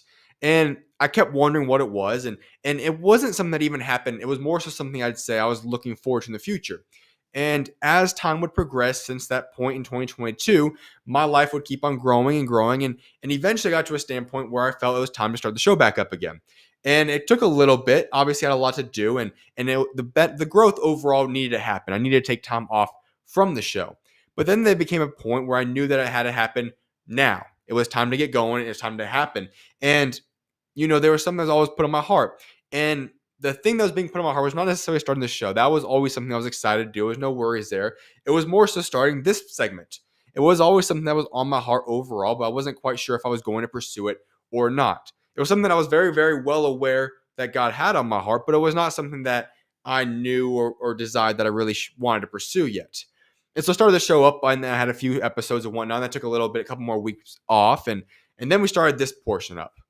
That all goes to say is that ultimately, I knew all along what he wanted me to do, but there was something holding me back from doing it. So I was following him. Our relationship was growing. There was nothing along those lines. This is not a situation about salvation or anything along those lines, but I was doing some sins and remaining, obviously I was still sinning to some extent, but I was still following and pursuing him. And I was doing a lot of good biblical stuff. But he and I both knew that there was something that I wasn't doing. And that was a problem. And I'm not talking about specific sin, as I said. This is not a story or segment that's going to be about saving or justification or anything along those theological lines. This is simply about having a better walk with Jesus. Because I don't even know if this is specifically something we could consider a sin. I don't like to go make observations about some things. What I like to do is say, okay, if the Bible says it, then I'll back it up specifically by that. But here's what I do know. That if you don't pursue something that God placed on your heart, I can't guarantee that's a sin or not. But here's what I can guarantee. I know that if he placed something on our heart, not doing it is going to be an act of pride because you then therefore believe that your ways are better than his. And that is not okay because pride in of itself is not right. And so that is what I really want to get into today. Because I know that he knows that when we don't do what we know is right, he's very, very well aware of that, as we just talked about in Proverbs 21, verse 7. He tests and knows not only the actions of what we do, but also what we don't do. Many of us think that the only thing that matters is what we do. But that becomes just a checklist and works-based thing. Because if our mindset is continually set upon an assumption that, well, I need to go act good, I need to follow God, and my works need to reflect God, then that's going to lead us astray. Because that becomes what I just discussed last episode, and that was works. If it becomes a checklist of what we have to do or don't do, then that's not it either. We think that it's maybe we also consider this. We think that it's as if God only knows our actions. But 1 John chapter 3, verse 20 says, if our heart condemns us, we know that God is greater than our hearts and he knows everything. So we know that's not the factor, that when something gets placed on our hearts and we decide to go away from God and what he's calling us to, that he's very well aware of our hearts. So we can't hide that from God either. So let's jump right to the root of it. And this is where I really want to get at today with you guys. Maybe it's this. Maybe we start to think that he doesn't know our thoughts about the gifts he's given us, which we're scared to use, or maybe it's the calling that he's placed in our hearts that we ignore. But can I tell you guys a little bit of insight here? He knows. How do I know that he knows what he's placed on your heart? Because he's the one placing it on your heart. God evaluates what you do and what you don't do. By not partaking in sin, that is the first step. But the second step is to carry out what he's called you to do in life. You and God both know exactly what it is that I'm talking about right now. Maybe this does not apply to everybody. Maybe not every single person listening to this portion of the show or this segment is in a position where they are not following exactly what God's called them to. But odds are at some point in your life, or maybe in the future, or there's a good chance that you're listening to this right now, and this is the situation you're in right now, and you know exactly what I'm talking about. And you also know that it's likely going to be better, and that decision, if you were to follow God's calling here, whereas it would be blessed. The only thing holding you back from pursuing that is a lie from the enemy. And the wild thing is that if he's calling you to do something, it will be better than anything you could either fathom or imagine, and you get to watch him work in ways that are even greater ways than you could ever fathom or imagine. There is nothing better than walking with God. And once again, you might say, well, how do I know this? How do I know that if I lay down my other ways of life and if I decide to truly pursue God, that it's actually going to be better than what I'm currently doing? Well, let's go through the Bible a little bit here, folks. Here's what I do know. I know that King David was a shepherd, and he went on to be an eventual murderer, but he was a man after God's own heart, and Jesus Christ descends from him. I know that Noah drank too much, that he sinned, but yet God used him to build the ark that ultimately saved the world. I know that Abraham and Sarah, they were old, washed up couple, and God used them to build the nation. Look at Joseph. He was an entitled teen who went through God's training to save both Egypt and Israel. How about Moses? He had a stutter, yet he was the one that freed God's people from Israel and brought them to the promised land. Or Rahab, who was a prostitute who God used to help spies overtake Jericho. Let's go to Jonah now. How about him? Well, he was an escapist. He decided to legitimately carry out what we're talking about right now and go away from what God was calling him to. But yet God brought him back to save Nineveh. Or how about Esther, the adopted orphan who became queen and saved Israel? Or how about Peter, the one who was a quitter, and God brought him back to help start the church in the kingdom of him on earth? How about Paul? He was the enemy who persecuted Christians in the New Testament. And later on, he becomes the one whom we and a lot of people maybe even regard as the greatest Christian we've ever seen.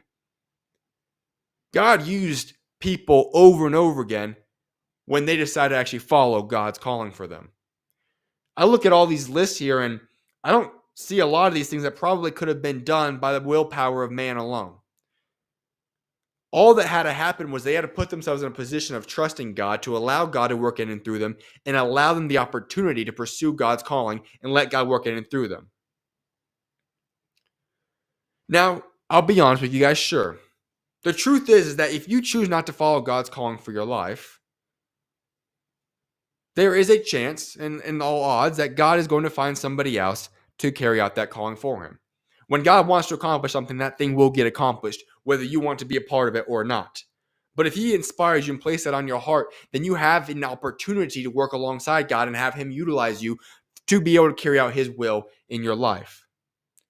So why not be the one that he utilizes?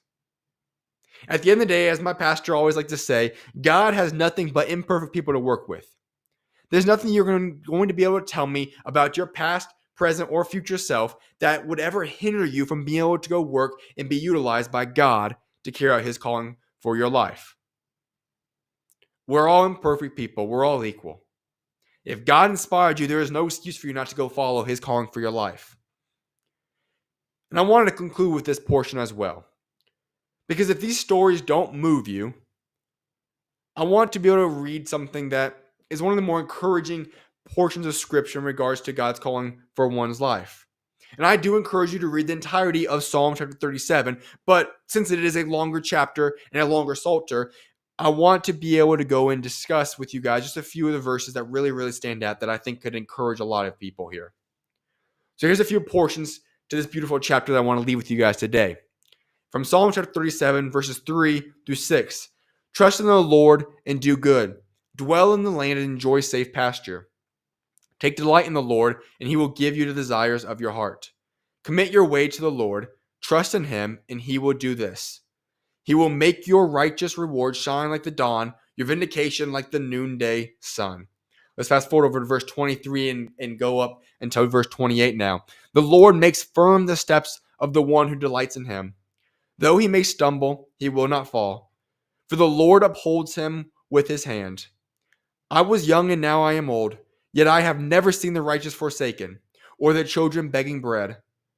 They are always generous and lend freely. The children will be a blessing. Turn from evil and do good. Then you will dwell in the land forever. For the Lord loves the just and will not forsake his faithful ones. Remember, God is the one that's placing that desire He's the one tugging on your heart. And he is very, very well aware that he's doing that. So what I encourage you to do is to put your faith in him. You're in full faith in him. And watch him move mountains in your life. And experience his great power of working in and through you to accomplish his plans for you.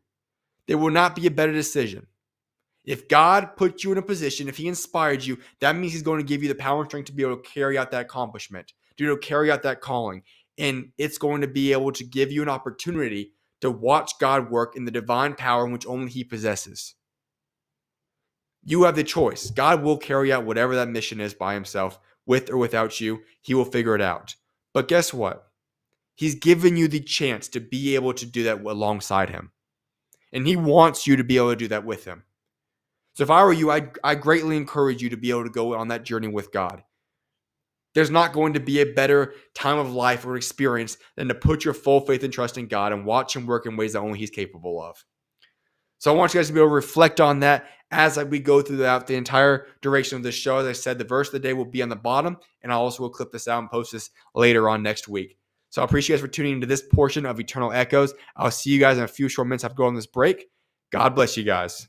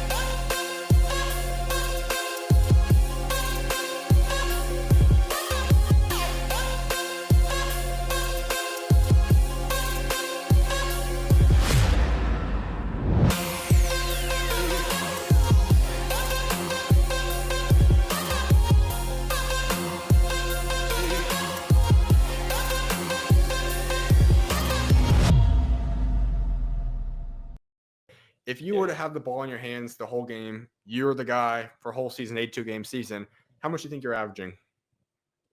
Ball in my hand, 25, no doubt. Easy. 25, no doubt, easy. And that's just me knowing my ability and knowing what I can bring every night. Because I feel like, because I see like the little stats on Twitter, some games, they be like, when Cam Thomas plays this certain amount of minutes, he averages 30, or he plays, this amount of games with this amount of minutes, he averages 25. So I feel like if I have the ability to play with the ball in my hand, make the decisions, all that stuff, I feel like I can average 25 points a game easy, no doubt.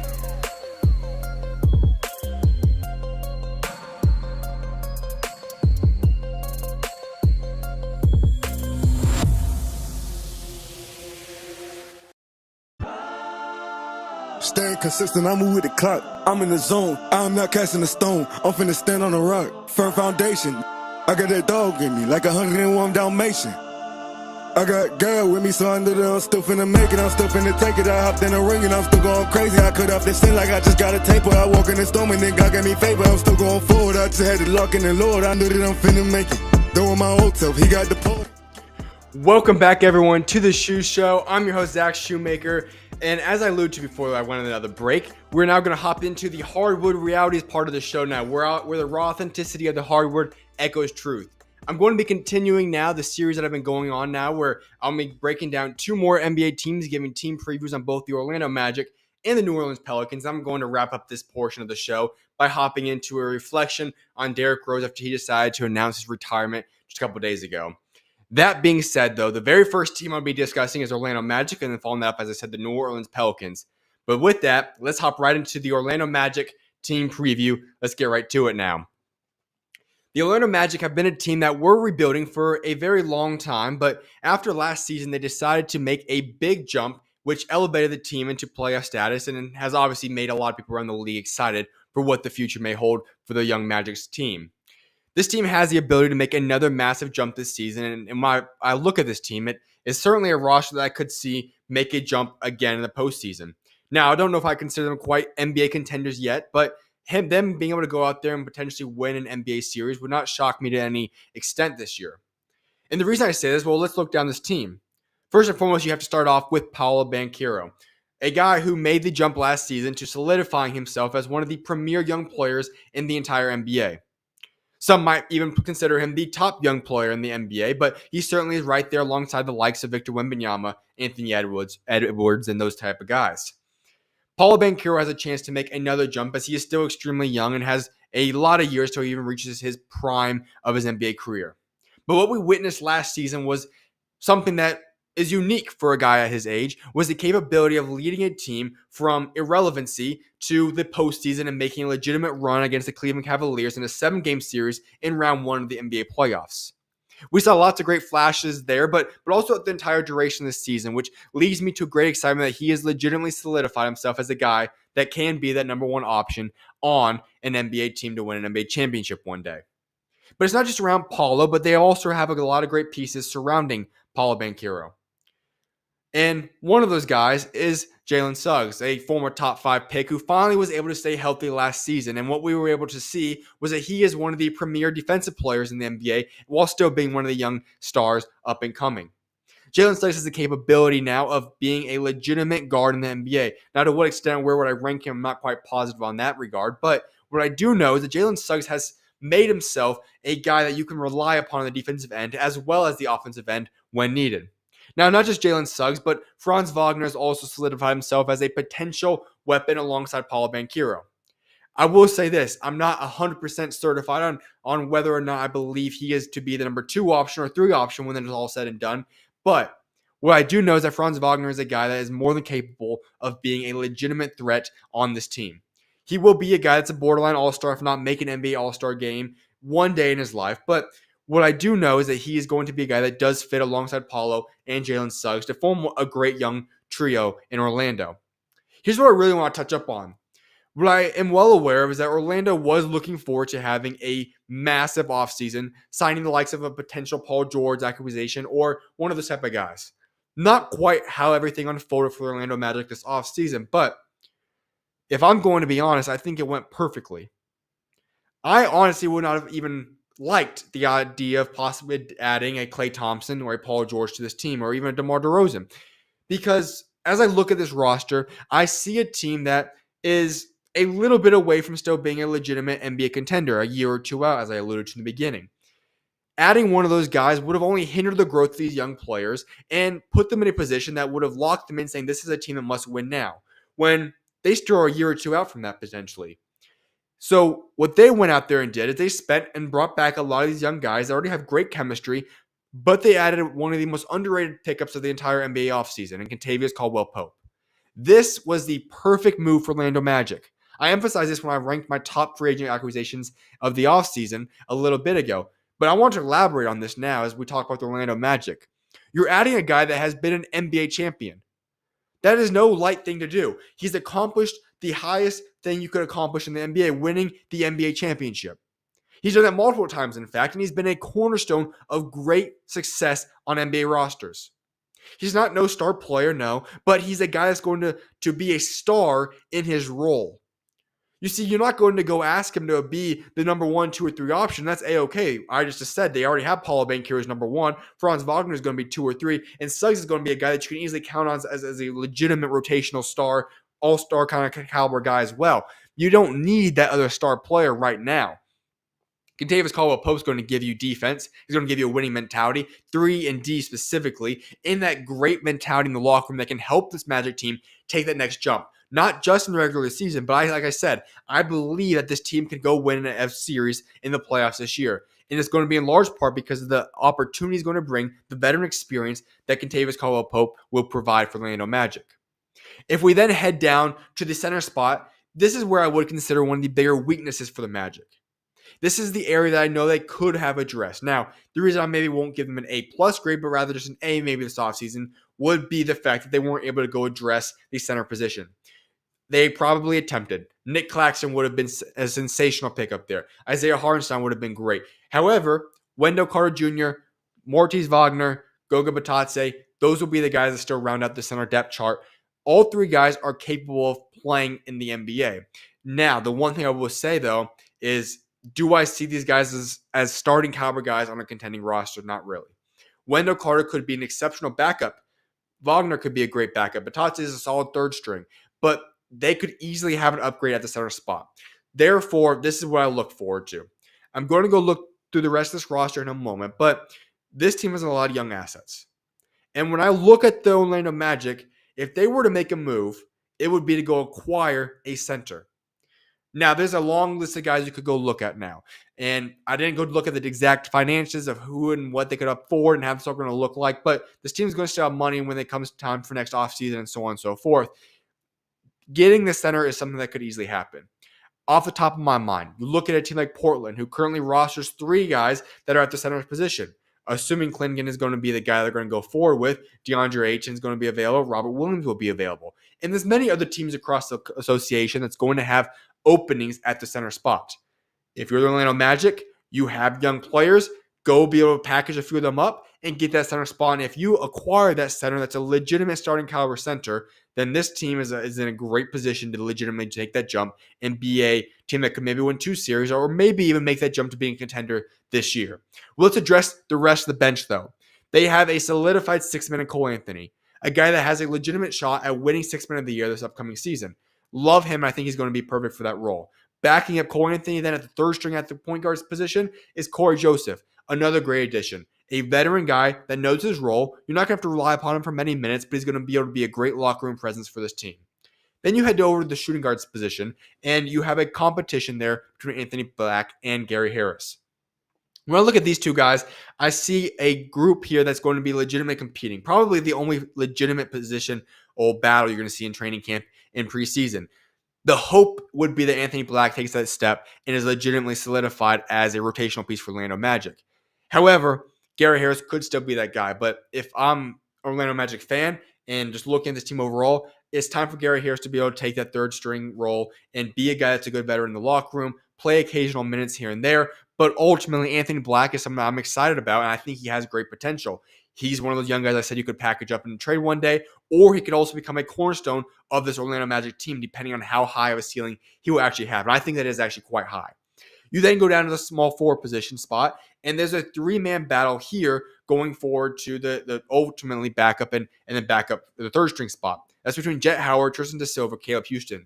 3 young players, all guys I do like. Jet Howard is going into his 2nd year now. We didn't get to see a lot of him last season, but I will be excited to see what he can bring to the team if he gets an expanded role this year. Tristan DeSilva is a guy that I do like in this draft. I think he was a very underrated draft pick. One of the guys that I just talked about. This draft class isn't going to produce a lot of stars. What you're going to get in this draft class is a lot of guys that can play great rotational roles. And DeSilva was a perfect fit for this roster. So I think he could be the guy you end up seeing actually supplant Jet Howard and become the backup there, or also move down to power forward, whatever the case may be. But I think DeSilva is a guy to keep an eye on. Caleb Houston, I think, will be kind of solidified there as the 3rd string overall guy as kind of a back of the bench situational player there. Then you look at Jonathan Isaac. The last guy I want to touch up on that's officially on this roster as of now. He's a guy that's going to be a great backup as well. We know he's already one of the premier defenders in the entire NBA. Him being able to play, if he's healthy, of course, will be a great guy to have off your bench. Also, now you address at the two-way positional spot, you only have one guy. 2 openings are still available. The one guy is Trevelyan Queen, a guy that is going to be okay, can be your two-way spot, but I don't expect him to be able to be promoted anytime soon. That being said, though, they do have a battle from this perspective for those other two-way openings. Those guys currently on non-guaranteed contracts that should be battling for the two-way spot include Jarrett Culver, Mac McClung, Javonte Smart, Jalen Slauson, Ethan Thompson. I don't know exactly who's going to be on those guys. I don't know which one of those guys will exactly take that jump and make the two-way spot. But what I do know is that I like Jalen Slauson a lot, and I do like Javonte Smart. But I will be honest, I would not be shocked to see them potentially go look elsewhere when guys are getting waived and whatnot in the next couple of weeks as we head into the NBA season. So I would not be shocked to see these guys or none of these guys actually get promoted to the two-way spot. But like I said, Jalen Slauson specifically, I do like what he could bring to the team. When I look through this entire team, though, what I am confident in is the starting 5. Suggs, KCP, Franz Wagner, Paulo, Wendell is solid. You know that's going to be a starting 5 right there. It's not the worst in the world. I do like that it's obviously a top half of the Eastern Conference. And ultimately, what I will say is I do like the top 7 because I think Cole Anthony is a great 6-man. I think Jonathan Isaac is an incredible rotational guy you can have as well. After that, there's a lot of question marks. They have potential to fill those roles, but I'm not quite locked in on them yet. That being said, though, one other thing I do like about this Orlando Magic is that they have a trifecta of KCP, Jalen Suggs, and Jonathan Isaac, which should form one of the most elite trios defensively in the entire NBA.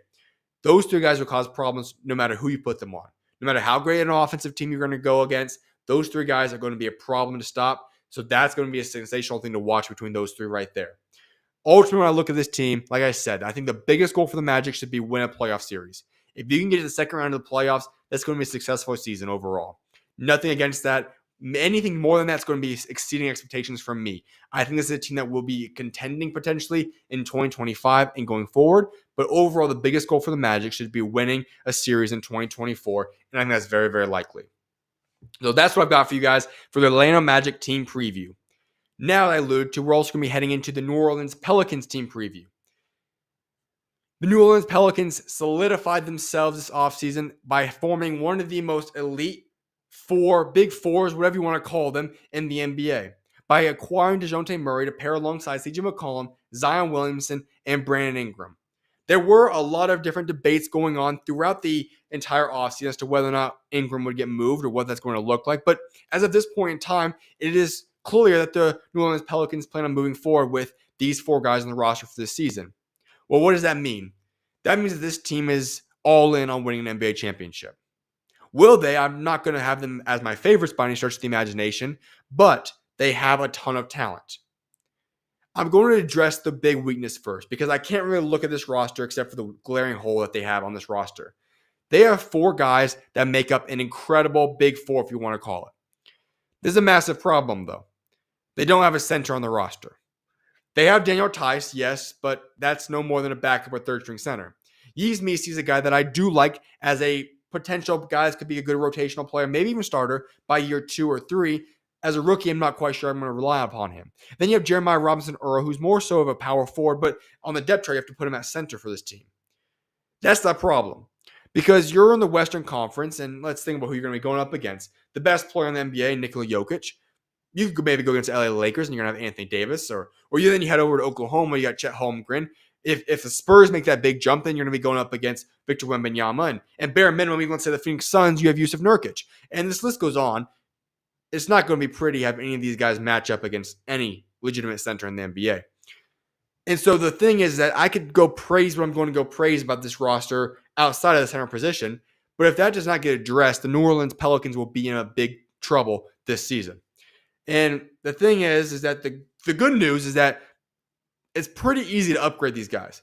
It's not going to be that hard to make a jump here where you can go acquire somebody that's better than what they currently have. There's a lot of upgrades you could possibly go attain here. However, if Yves Missi is able to go have a massive jump and solidify himself as a starting center for this team and come in very, very prepared to take over that starting role, then this team could be a legitimate contender. Or if this New Orleans Pelicans team is able to go acquire a starting center, then we're talking about this team potentially a favorite to win the NBA championship this year. So let's get into why I believe that. DeJounte Murray was in a situation in Atlanta that was not fit to suit his style very well. It was all fun and games, and it was exciting to go see a potential DeJounte Murray and Trae Young duo, but that just did not work out. The best we saw of DeJounte Murray and Trae Young was when those two were not playing together. So we know that those two guys are both ball-dominant players. They're true point guards, and colliding them together just did not work out as we experienced. So therefore, we had the trade of DeJounte Murray coming to the New Orleans Pelicans. And this is a perfect situation for him. He is a legitimate point guard. He is going to be the one and can facilitate and have the ball in his hands. CJ McCollum gets to move back to shooting guard, which he was been accustomed to for the vast majority of his basketball career. Those two will now form a very solid backcourt. Not an elite, I wouldn't say. There's obviously guys that you would take over them, like Luka and Kyrie and those type of backcourts, but I'm not going to complain about DeJounte Murray and CJ McCollum. That's obviously a top 5-7 backcourt in the NBA. And I think DeJounte Murray is going to be primed for a massive season this year. We saw what he was able to do when Trae Young was out last season. Looked very good. Looked a lot more like a San Antonio Spurs self. But I think him coming to New Orleans, having the opportunity for an expanded role, and playing alongside McCollum, Ingram, Zion, and company will allow it to open up the court for himself and play an extremely high level. But then let's go to the front court. Well, outside of center, obviously. Zion Williamson and Brandon Ingram. At last, we got to experience a healthy Zion Williamson for the regular season last year.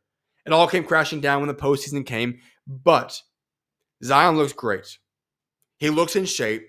And if Zion can play and remain healthy up into and through the postseason this year, that's going to be great news for the Pelicans. Brandon Ingram is able to be his typical rotational guy as a number 2 or 3 option, and I think that's perfect for him. Because you have 4 guys now that's more than capable of scoring. Depending on matchups and whatever the case may be, these guys can show up at different nights. And I still think Brandon Ingram is incredibly underrated. I get why there's a lot of people that are not big fans of Brandon Ingram. I understand he underperforms a lot of the time at different situations when needed. But Brandon Ingram is still a very underrated bucket getter. He's still very, very good at getting the bucket. And when you look at these guys, he's going to be able to play at his role a lot better. He's a great facilitator now, a true point guard in DeJounte Murray. He has guys that CJ McCollum that can take pressure off of himself. If Zion's healthy, he's going to take out a lot of pressure from the paint and open up the court for him as well. So I think these 4 guys are solidified. Like I said, I'm not sure there's too many teams that have a better 4 guys there. Sure, Boston, I'll give you them. A couple other teams potentially. But overall, those 4 guys are an incredible big 4, if you want to call it, to have. Let's go to the bench, though, because this is very enticing outside of center once again. Your bench group, and this is just as of this point in time, Jose Alvarado will be the backup to DeJounte Murray. An incredible backup point guard. One of the better top half, maybe top 10 backup point guards in the NBA. Then you have Jordan Hawkins.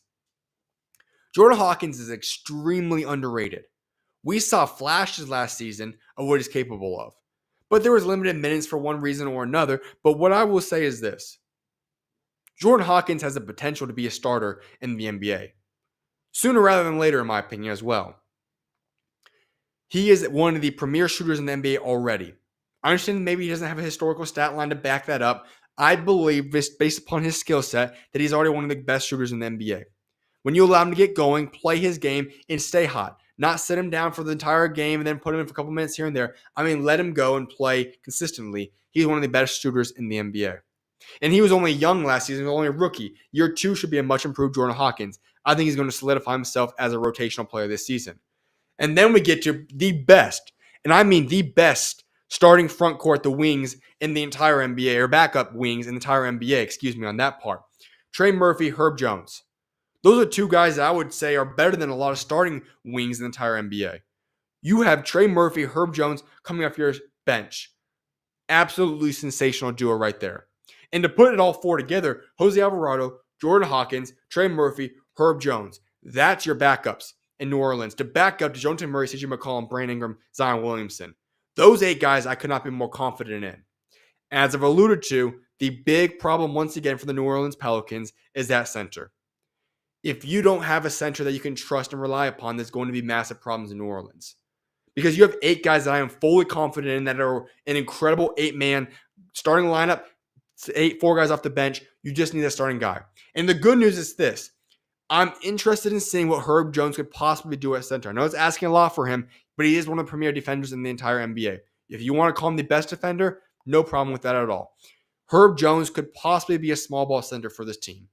That's the other bright side you could possibly look at and see. If Willie Green decides to experiment with that, I'm intrigued to see how that turns out and pans out right there.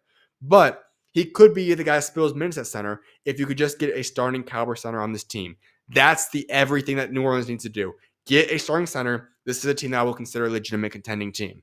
Then you go to your other depth pieces there for New Orleans. Antonio Reeves, a rookie they drafted this year. I do like him. I think he's a guy that we're going to see get some minutes here and there. And if Alvarado or somebody gets hurt, would not be shocked to see him in the rotation and be able to shock a lot of people. Very under the radar pickup there.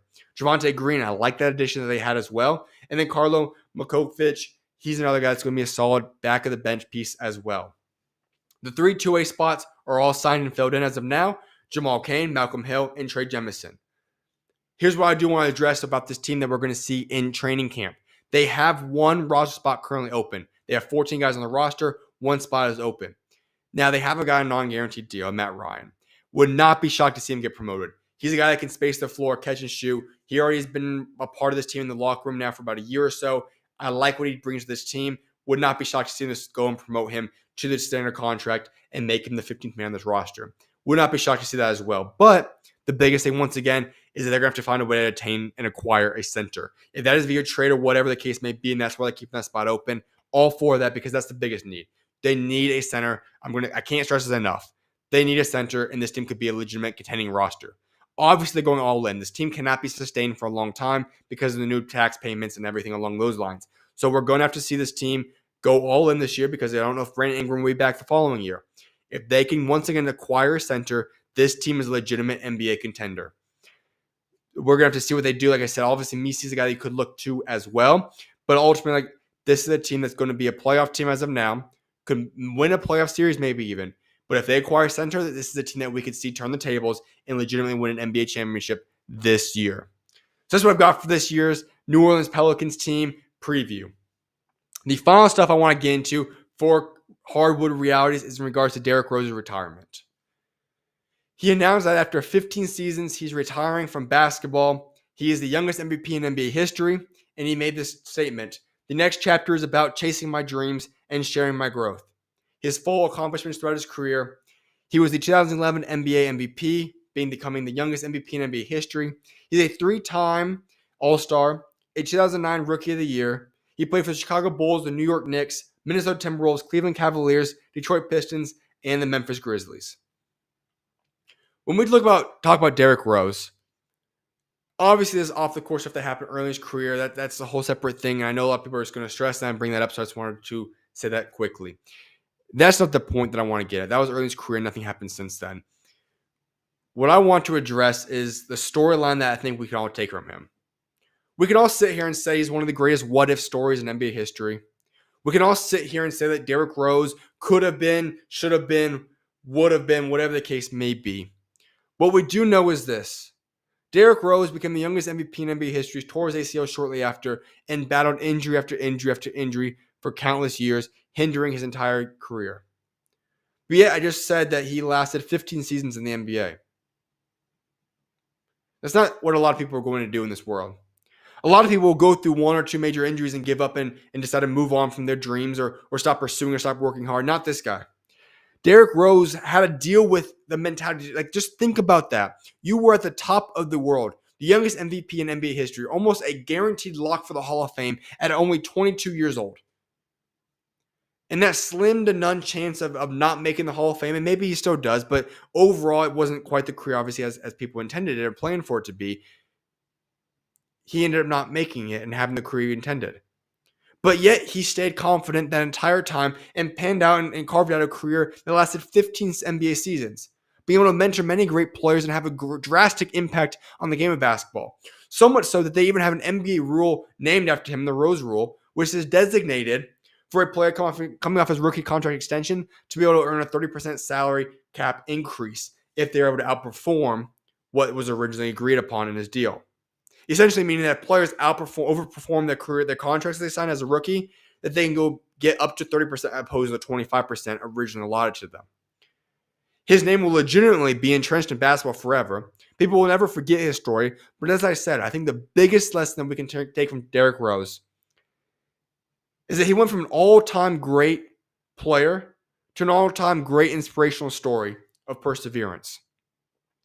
You can't name too many athletes that persevered through more than what Derrick Rose persevered through. Derrick Rose went through obstacle after obstacle after obstacle. But yet year after year after year, for 15 total years, we saw him come back. We saw him pan out and do whatever he could to make the best of his opportunity he was given. Whether that be in a rotational role, whether that be as a six-man, whether that be as a starter, whether that be as a mentor. He made an impact no matter what organization he played for. And he was a guy that persevered no matter what got in his way. That is what we should be able to remember him for. The what-ifs are certainly there, but the perseverance that he displayed throughout the entirety of his career should mean more to what he brought to the game of basketball than what a lot of us consider and think about when we think of Derrick Rose. Because that perseverance is one of the more unique things. Yes, he was an all-time great talent, but he also was an all-time great story of inspirational story of perseverance. So that's what I want to get into for today's Hardwood reality. To go on a short break, and then I'll wrap the show up with a Combat Current segment. I'll see you guys in just a few short moments. God bless you guys, and I'll see you guys shortly.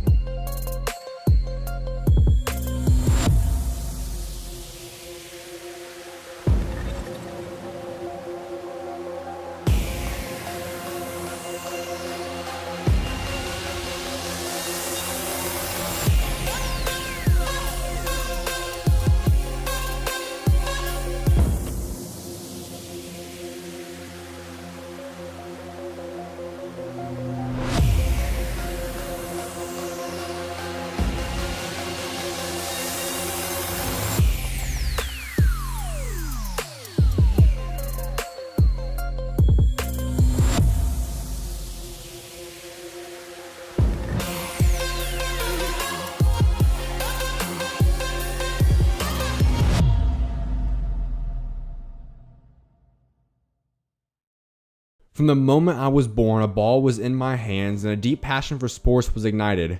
My dream was to play the game for as long as possible, but God had other plans. After battling with severe illnesses caused by black mold poisoning for nearly 4 years, I made the difficult decision to let go of my on-court dreams heading into my junior year of high school. However, I was determined to have one last victorious moment as an athlete, and that was achieved on February 9th, 2019, when I ran a marathon at the age of 16. That night, as I took a recovery Epsom salt bath, I felt God place on my heart the idea to start a podcast. Although I didn't know where to begin, the first episode of SchuZ Views dropped on March 11th, 2019. Over the next 1,183 days, more than 600,000 people tuned into 1,056 interviews. Then, on June 6, 2022, my final interview for over a year was released featuring Jameer Young. I never once thought that I'd be off the air for over a year. But the truth is, there was something missing in me. At first, I thought creating a website would help fill that void, so I went and put together SchuZ.net, but nothing changed. Throughout the next month, I continued searching for answers, and eventually, God worked in the only way that would have gotten my attention at that point in time. Through something work-related. By the end of July 2022, my parents blessed me with the opportunity to build a studio. However, before breaking ground, the real change began. On August 3rd, 2022, my life changed forever. Once again, I happened to be taking a bath late into the night, and suddenly, an indescribable feeling came upon me. It was a profound urge to open up my Bible and read. I turned to 2 Corinthians chapter 4, and since that night, not a single day has passed without me spending time in the Word. You see, what was missing all along was Jesus. On August 6th, my dad and I began to lay the foundation for the next chapter of my career. Simultaneously, the foundation of who I was created to be was also being laid. Over the years, I had lost sight of my Lord and Savior Jesus Christ. I knew of God, but I didn't know Him, and I certainly was not following or living like Him. But day by day, the new me began to take shape. My former self's sole priority faded away, and I began to live out the acronym I often talked about, FJTFOE. It stands for First Jesus, then Family Over Everything. God became my everything, and He transformed me entirely. He helped me rediscover my love for family, running, lifting, playing basketball, giving back, the church, and most importantly, Him. This journey began with a craving to nourish my old identity, but God's hand was always in control, rapidly shaping my new identity. As God transformed me, He also grew my relationship with every member of my family. Together they stood by me and contributed to the person I am today. Through it all, Ephesians chapter 3 verse 20 manifested its truth in my life. The blessings I received far exceeded anything I could have imagined. The truth is that God's hand has always been there, but now I'm committed to following His path. Although I may look different, and my heart has undergone a profound change, I am truly blessed to announce the beginning of a new chapter. Starting July 24th, I will be launching my new show, the SchuZ Show, which will air on my YouTube channel every Monday, Wednesday, and Thursday from 5 to 7 p.m. Eastern Time. I can't wait for you guys to join me in this next chapter. I'll see you guys soon, and may God bless you all.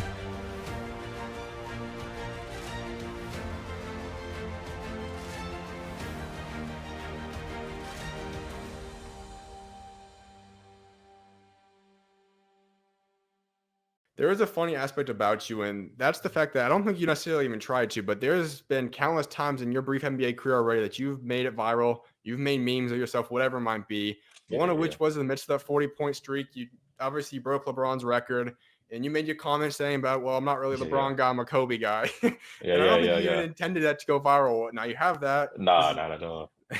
There's your Steve Nash moment during the Summer League. We know that aspect. I think that was after the second year. You had a fine, obviously, at one point. You have your branding that you've now done. When you look at all these, like, do you ever intend to expect something to go viral or be funny, or does you just end up happening, and then by the time you get back on your phone, you're like, oh, this already just went down, dang.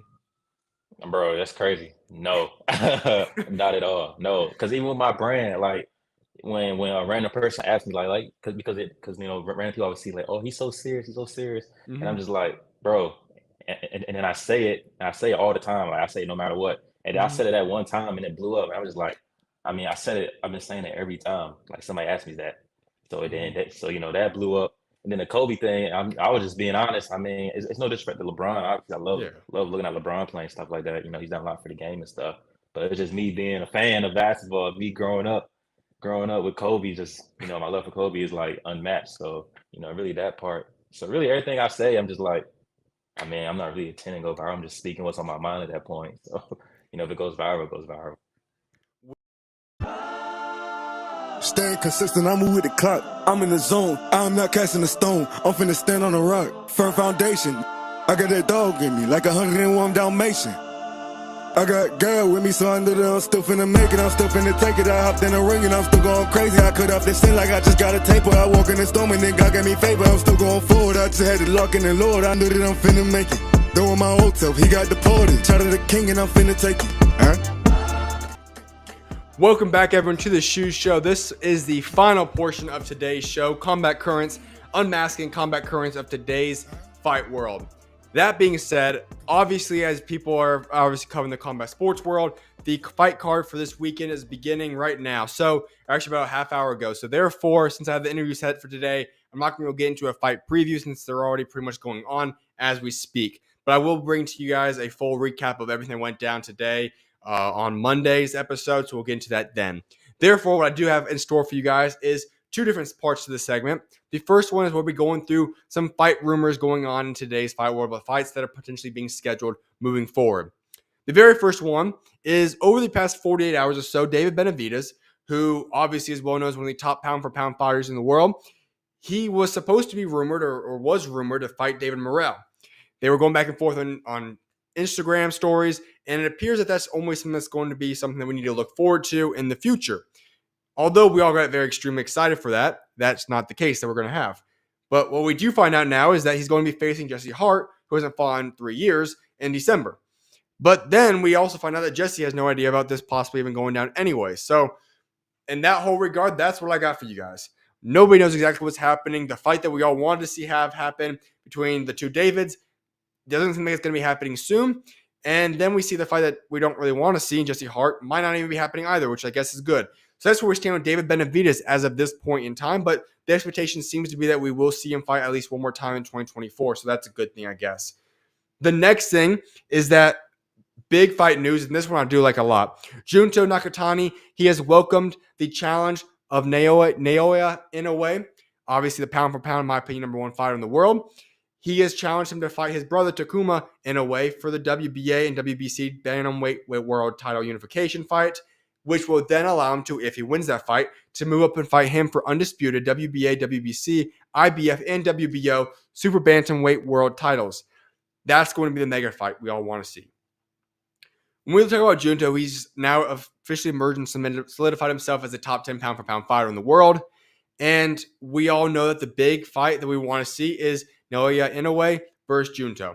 That fight would do huge numbers no matter where you fight in the world. But if they obviously were to keep it home in Japan, you could easily sell the Tokyo Dome, have a massive fight in one of the most legendary stadiums in the world there, which is where Inoue has fought many times before anyway. So that's the massive fight we could see. Obviously, at that point in time, it could be 2 top 5 fighters in the world. That could be the biggest fight to make if that were to occur summertime or whatever it is of next year. So that would be huge. But obviously, as Inoue said, he has to go fight his brother Takuma first if he wants to get to Naoya. So that's going to be a huge thing to see and would be both massive fights for Junto, regardless of what order they happen in.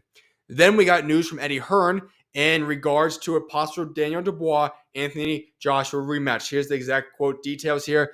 Eddie Hearn revealed that His Excellency has told them that he wants to make Daniel Dubois versus Anthony Joshua rematch. Hearn added that both AJ and Dubois also want the rematch to take place. Eddie Hearn has also named 3 potential options.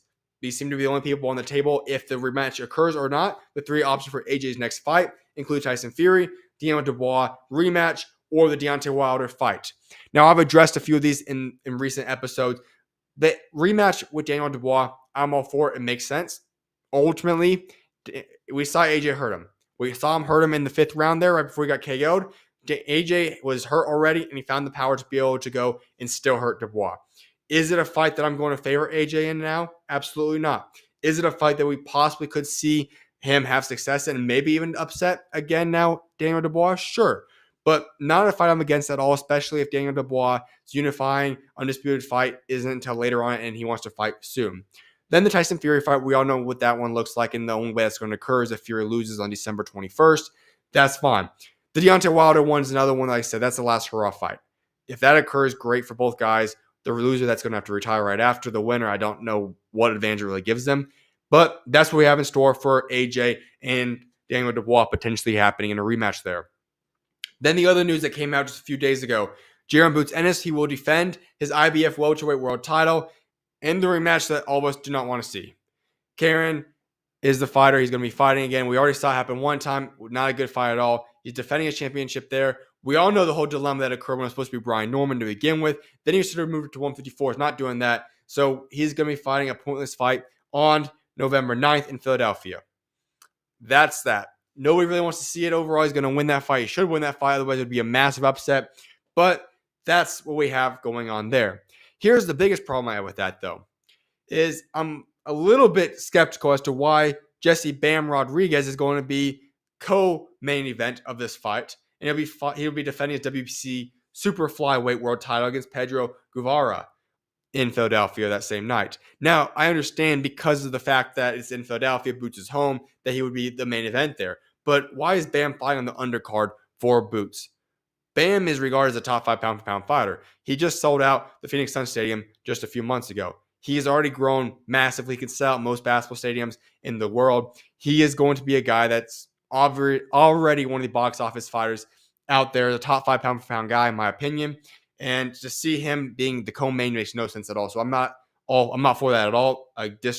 Completely not for that at all. It's ridiculous to have him not being the main event.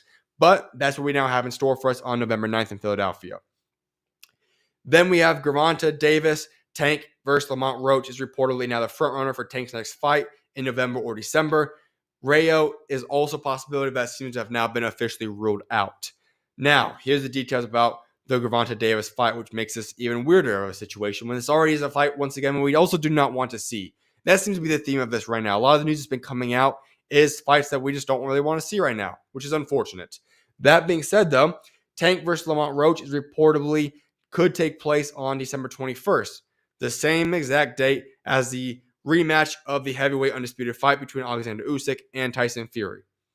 This one would be in Washington, D.C., while obviously Usyk and Fury would be in Riyadh, Saudi Arabia. So the time zones would work out fine, but still, that just doesn't make sense. And I get it. I know I'm not going to be hypocritical. I said at that point in time that when we looked at the Tank Davis and he was trying to go fight Lomachenko, I was giving him props. He actually was trying to go fight a big fight. But this time around, Lamont Roach still is not a fight we want to see. Now, is this on Tank Davis's fault? I don't know. But this still is not the fight we really want to see. We have options. We're awaiting Devin Haney. We're awaiting Shakur Stevenson. Lomachenko, not occurring as of now. So that's what we got for the week fight recaps that's been coming out in news in the past 7 days. Obviously, a lot of stuff that's up in the air. Not a lot of optimistic, big name fights here that's going to go down, but they're fights nonetheless. So that's what I've got for you guys in terms of fight recaps from the past week. Then the final thing I want to get into today's show is what came on to the breaking news, I guess I should say, about 3 hours before the show started. And it's something that I do want to address with everybody. And it's in regards to Devin Haney and Ryan Garcia. Yes, the issue there is still going on, even though we are now in September, almost October. Devin Haney has now filed a lawsuit against Ryan Garcia alleging battery, fraud, and unjust enrichment relating to their fight in April, which was overturned to a no contest after Garcia failed multiple drug tests and was given a 1-year ban. Haney is seeking punitive damages, and the lawsuit alleges Haney suffered damages in that he suffered physical injury, reputational damage, which will amount to millions of dollars in emotional and mental distress.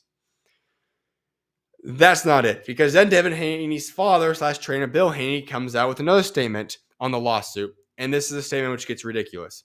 Devin is the face of boxing because he has challenged the franchise in many ways, by working with multiple promoters, by crossing the sides of the street, and now he's challenging PED use. This is all for the good of the sport. All right, I'm going to discuss that before I get into Ryan's comment. First and foremost, Ryan cheated. Not going against that at all. Ryan decided to use PEDs in a combat sport which legitimately could kill somebody. Not in support of that whatsoever. And it should have been overturned. It should have been something where Ryan was punished, and he was for an entire year. All that I'm all for. However, this lawsuit seems to be a situation that's going to damage Haney's image even further. He is suing him for all these issues here, but beyond that, it's going to damage his image even more so. And a lot of the situation that's occurred since the KO or since the fights have happened has been a situation where he's seemingly damaged his reputation more and more so, even beyond what Ryan's done to him. Now, I understand, yes, Ryan gave him an essential loss in the eyes and minds of a lot of people out there. Yes, the situation between Ryan and him made Haney a very much so hated boxer now, even more so than he was beforehand. But having a boxer, the one sport where your job is to go beat somebody up, go and sue somebody, and in that lawsuit lists emotional and mental distress is not a good look. I understand that this is obviously a situation in which it's boxing and he cheated, and I am for that. But at the same time, the image is only going to be hurt worse for Devin Haney. And so therefore, yes, he has to walk a very tight line here and understand what he's doing. And obviously he chose to go this route. It'll be interesting to see what happens. Ryan cheated. Not going to deny that. Should it have been the WBO or somebody along those lines, WBC or whatever it was, to be the ones that go and sue Ryan Garcia? I would have preferred that. Would have looked a lot better on Haney's image. But this is the situation we're at now. The second thing I have to address is what I said, what Bill Haney addressed and said. Yeah, Bill Haney, he's done good work, I guess you could say, but Devin is the face of boxing. That right then and there just makes this statement ridiculous. All due respect, Devin Haney is a good boxer, great boxer, top 10 pound fighter, maybe. I don't have him there anymore, but you could certainly have. He was there beforehand. Great fighter. The face of boxing couldn't be further from the truth. He's not the face of boxing in the world. He's not the face of boxing in North America. He's not the face of boxing in America alone. So I'm not quite sure where the face of boxing is. I know he gives his examples of why he believes that, but he's not the face of boxing, and that's a crazy statement to make. In fact, Ryan Garcia has a bigger name and draw than Devin Haney has. All right, now let's get to Ryan Garcia because he makes a statement after all this occurs on Instagram and in a very Ryan-like response, and he says this: "I'm being sued for doing my job. This fight has been a Netflix documentary, but this right here is the finale. Your Honor, he simply struggles with left hook syndrome." I couldn't imagine a more Ryan Garcia response than that right there. At the end of the day, what Ryan Garcia has done is he brands himself. We know what he does. He's one of the greatest trolls in the world right now. What Ryan Garcia is going to have to deal with now is a lawsuit. He's already having to deal with a 1-year fine or punishment or ban from boxing. And he's going to lose this case. Haney will get a lot of money out of this. However, Ryan Garcia never fails to make a statement, to say the least, on social media. And that's what we got to witness right here. And the one thing I will say is this. When we go back to the fight, obviously it's a long time ago, and we already are well aware of this. I will always point back to this aspect. Regardless of what happens in the PED use, regardless of who Devin Haney faces in terms of their power or whatnot, if he doesn't learn how to guard and protect himself from a left hook, he's going to get KO'd. If he fights Tank Davis, he's getting KO'd off a left hook. If anything, it was so bad, his defense against the left hook, that at the end of the day, the fact that Ryan did not KO him is a little bit shocking. But, I'm just saying, that was a problem. And had he protected himself from the left hook, things would have been better. The PEDs did not make the left hook more clean and crisp and did not make Devin Haney not know how to guard it. So he needs to fix that part of his boxing game. But that's what we have in terms of this legal battle. And what I'll say is this final statement about this fight. What I think should happen is that you guys are participating in the one sport that you can literally actually go do something about it. So the loss is going to happen. It is what it is. We can't go back now. But here's the good news. If these two guys really wanted to fix this beef and go throw it back, we could do a rematch. And you could both handle each other in the ring the appropriate and right way. Only sport you're able to go do that in. And that's what I would like to see overall. We all want to see the rematch anyways. I don't know how good of a fight it will actually be, but the buildup will be insane. And overall, the emotions will be huge. It's going to just sell massive pay-per-view numbers. That would be something that would be the best option, in my opinion. Run this back. We're already almost to April. I mean, we're literally counting down the clock. What are we? 6 months, 7 months away. By the time you announce it and you can fight by April 20th of 2025, I mean, you could announce this thing in just a few months and get it going. So, sure, Haney can go fight beforehand, but I would like to see these guys rematch it, get it done in the ring. And to be honest, let's look back at history. There's been many other boxing incidences throughout history of boxing that an illegal action has taken place in the ring. Not many of those situations have ended and resulted in a lawsuit. What has typically happened is that the guy that's been the victim of the situation has gone back and done a rematch, and we've had some pretty historic stories because of that. If Devin Haney were to go back right now and beat Ryan Garcia in a fight, a lot of people would have a much higher respect for Devin Haney going forward. That's how I would have handled the situation. We'll see what ends up unfolding here. Once again, Garcia cheated. Not denying that. Haney has the right to do this lawsuit. Just saying it's not going to be the best for his image going forward. Can't deny that. That being said, though, I just want to appreciate each and every single one of you guys for tuning in to today's episode of the SchuZ Show. I thank each and every single one of you guys for tuning in. As I alluded to, these different clips will be posted throughout the next week, so you guys can tune into that, or you guys can just rewatch the show as it will be available right after the show is completed.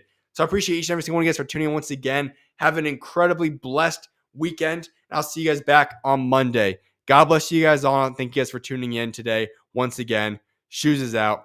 God bless you guys.